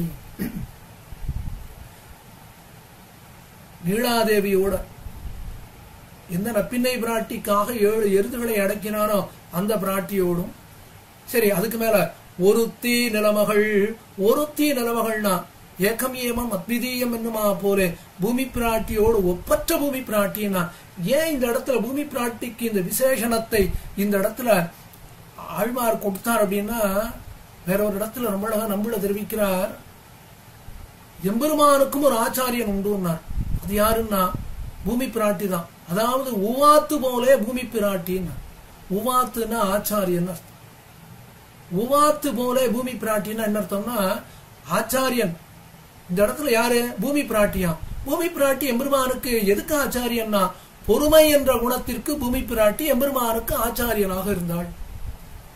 அந்த பூமி பிராட்டியோடும் அது மட்டும் கிடையாது, மற்ற திருமகளோடும் ஸ்ரீதேவி நாச்சியாரோட வருவான். தோவரானே, அவன் எங்க இருக்கான் தெரியுமா, தோ சித்திரகூடத்துல இருக்கானே, சித்திரகூடத்துல சேவை சாதிக்கிறானே அப்படின்னு. ஆனா ஆழ்வார் இதுக்கு என்ன காரணம்னா, எம்பெருமானே ஆழ்வார் பக்கத்துல ரொம்ப ஆசைப்பட்டான். ஐயோ, நம்ம இப்படி அனுபவிச்சாரே ஆழ்வீர், ஒவ்வொரு வாசகத்திலையும் வருவான்னு சொன்னீர், வருவான்னு சொல்லிட்டே வருகிறே, அதனால எனக்கு நன்னா தெரிஞ்சு எடுத்தோம், நம்முடைய புறப்பாடை சேவிக்க வேணும்னு உமக்கு ஆசையோ, கவலைப்படாதையும், உமக்காக நாம் இன்று புறப்பாடு கண்டவரோட நீர் நம்மை நன்றாக சேவிக்கலாம் என்ன நாச்சிமார்களோடு பெரிய திருவோலக்கமாக புறப்பாடு கண்டருள ஆழ்வார் சேவித்தார். சேவித்து அந்த அனுபவம் அடங்காமல் பாசுரம் பாடினார். 9 பாசுரங்கள் முடிந்தது. 10வது பாசுரத்துல சொன்னார், இந்த 9 பாசுரங்களையும் யார் பாடினார்களோ அவர்களுக்கு என்ன கிடைக்குங்கிறது சொன்னார். தேனமர் பூம்பொழில் தில்லை சித்திரகூடம் அமர்ந்த வானவர் தங்கள் பிரானை மங்கையர் கோன் மறுவார் ஊனமர் மேல் கலிகன்னி ஒன்தமிழ் 9 ஒன்னும் தான் இவை கற்று வல்லார் மேல் சாரா தீவினை தாமே. வியாக்கியானம் பண்றார் பெரியவாச்சான் பிள்ளை. வியாக்கியானம் பண்ணும் பொழுது சொன்னார்,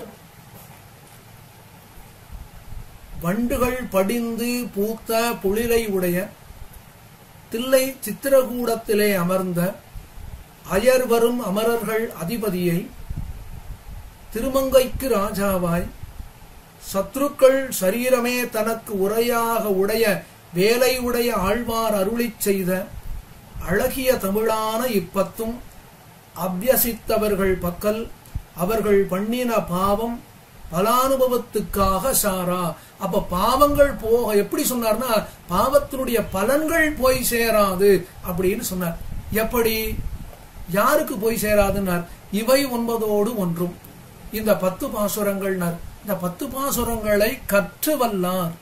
இந்த 10 பாசுரங்களை யார் கற்றார்களோ, யார் அர்த்தத்தை அறிந்து கொண்டு எம்பெருமானை அனுபவித்தார்களோ அவர்கள்னா அந்த 10 பாசுரங்கள் எப்படி இருக்குன்னா அதை அருளை செய்தவர் யார்? ஆழ்வார் இப்ப சொன்னார், தன்னையே சொன்னார்.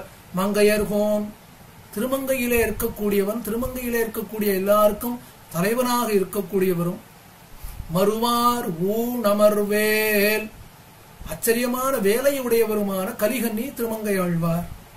இதுல என்ன ஆச்சரியம்னா பாசுரம் பாடுறவர் யாரு? ஆழ்வார்கள்லயே கடக்குட்டி ஆழ்வார் திருமங்கை ஆழ்வார். ஆழ்வார்கள்ல கடைசி அவதாரம் திருமங்கை ஆழ்வார். எந்த எம்பெருமான பாடினார்? கண்ணன் எம்பெருமான பாடினார். கண்ணன் எம்பெருமான் யாரு? எம்பெருமானுடைய அவதாரங்களிலேயே கடைசி அவதாரம் கிருஷ்ணாவதாரம். அப்போ கடக்குட்டி ஆழ்வார் கடக்குட்டி அவதார விஷயத்தை பாடினார். இரண்டாவது ஆழ்வார் திரு கார்த்திகை நட்சத்திரத்திலே அவதாரம் பண்ணினவர். கண்ணன் பெருமான் ரோகிணி நட்சத்திரத்தில் அவதாரம் பண்ணினவர்.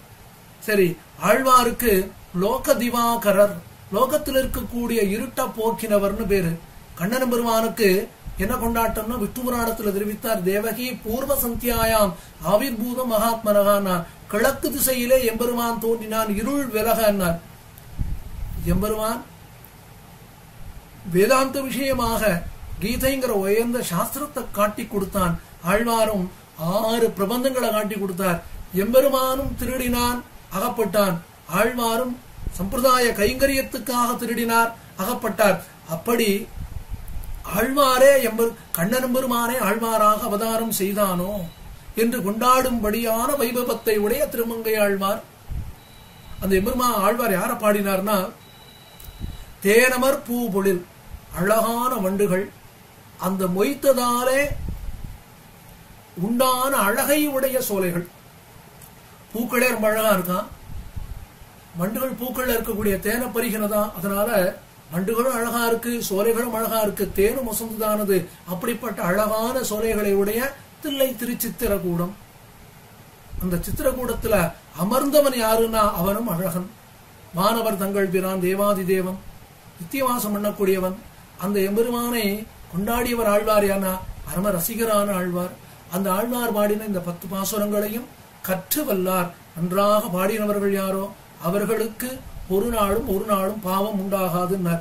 எப்படின்னா எம்பெருமான் ஆனிரை மைத்தது, ஏரடர்த்தது, கண்ணினும் சிறுத்தாம்பினால் கட்டுண்ண பண்ணிய பெருமாயம், கண்ணி குறுங்கயிற்றால் கட்டுண்டது, மண்ணில் மரக்கால் கூத்தாடியது, திருவாய்ப்பாடியில இருக்கக்கூடிய கோபிமார்கள் சேர்த்து வைத்த தயிரை உண்டது, வண்ண கருங்குழல் ஆய்ச்சியாலே முத்துண்டது, பானையிலே பாலை பருகியது, பற்றாதார் எல்லாரும் சிரிக்க நின்றது போன்றதான வைபவங்களை எல்லாம் ஆழ்வார் பாசுரமாக ஒன் தமிழ் அழகிய தமிழ்ல பாடி கொடுக்க அந்த 10 பாசுரங்களையும் ஓதியவர்கள் தெரியவர்களுக்கு தீவினை சாரா பாவங்கள் கிட்டமாட்டா என்று பலசுதியாக திருமங்கை ஆழ்வார் அருளி செய்த பரமபோக்கியமான தில்லை திரு சித்திரகூடத்து அனுபவத்தை இந்த கோட்டியிலே அடியேனையும் 2 வார்த்தைகள் விண்ணப்பித்து ஸ்வரூபானுரூபமான நிறம் பெற வேணும் என்று அடியேனுக்கும் ஸ்ரீ வைஷ்ணவ ஸ்வரூபம் உண்டாக வேணும் என்று அடியேனை நியமித்தருளியதான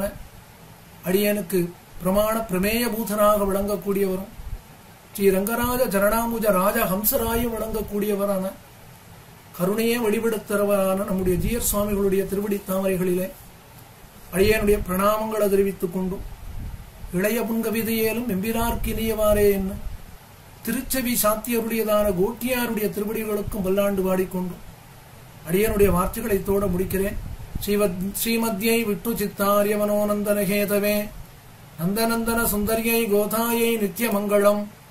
ஸ்ரீமதே ரம்ய ஜாமாத்ரு முனீந்திராய மகாத்மனே ஸ்ரீரங்கமாசினே பூயாத் நித்யஸ்ரீ நித்ய மங்களம்.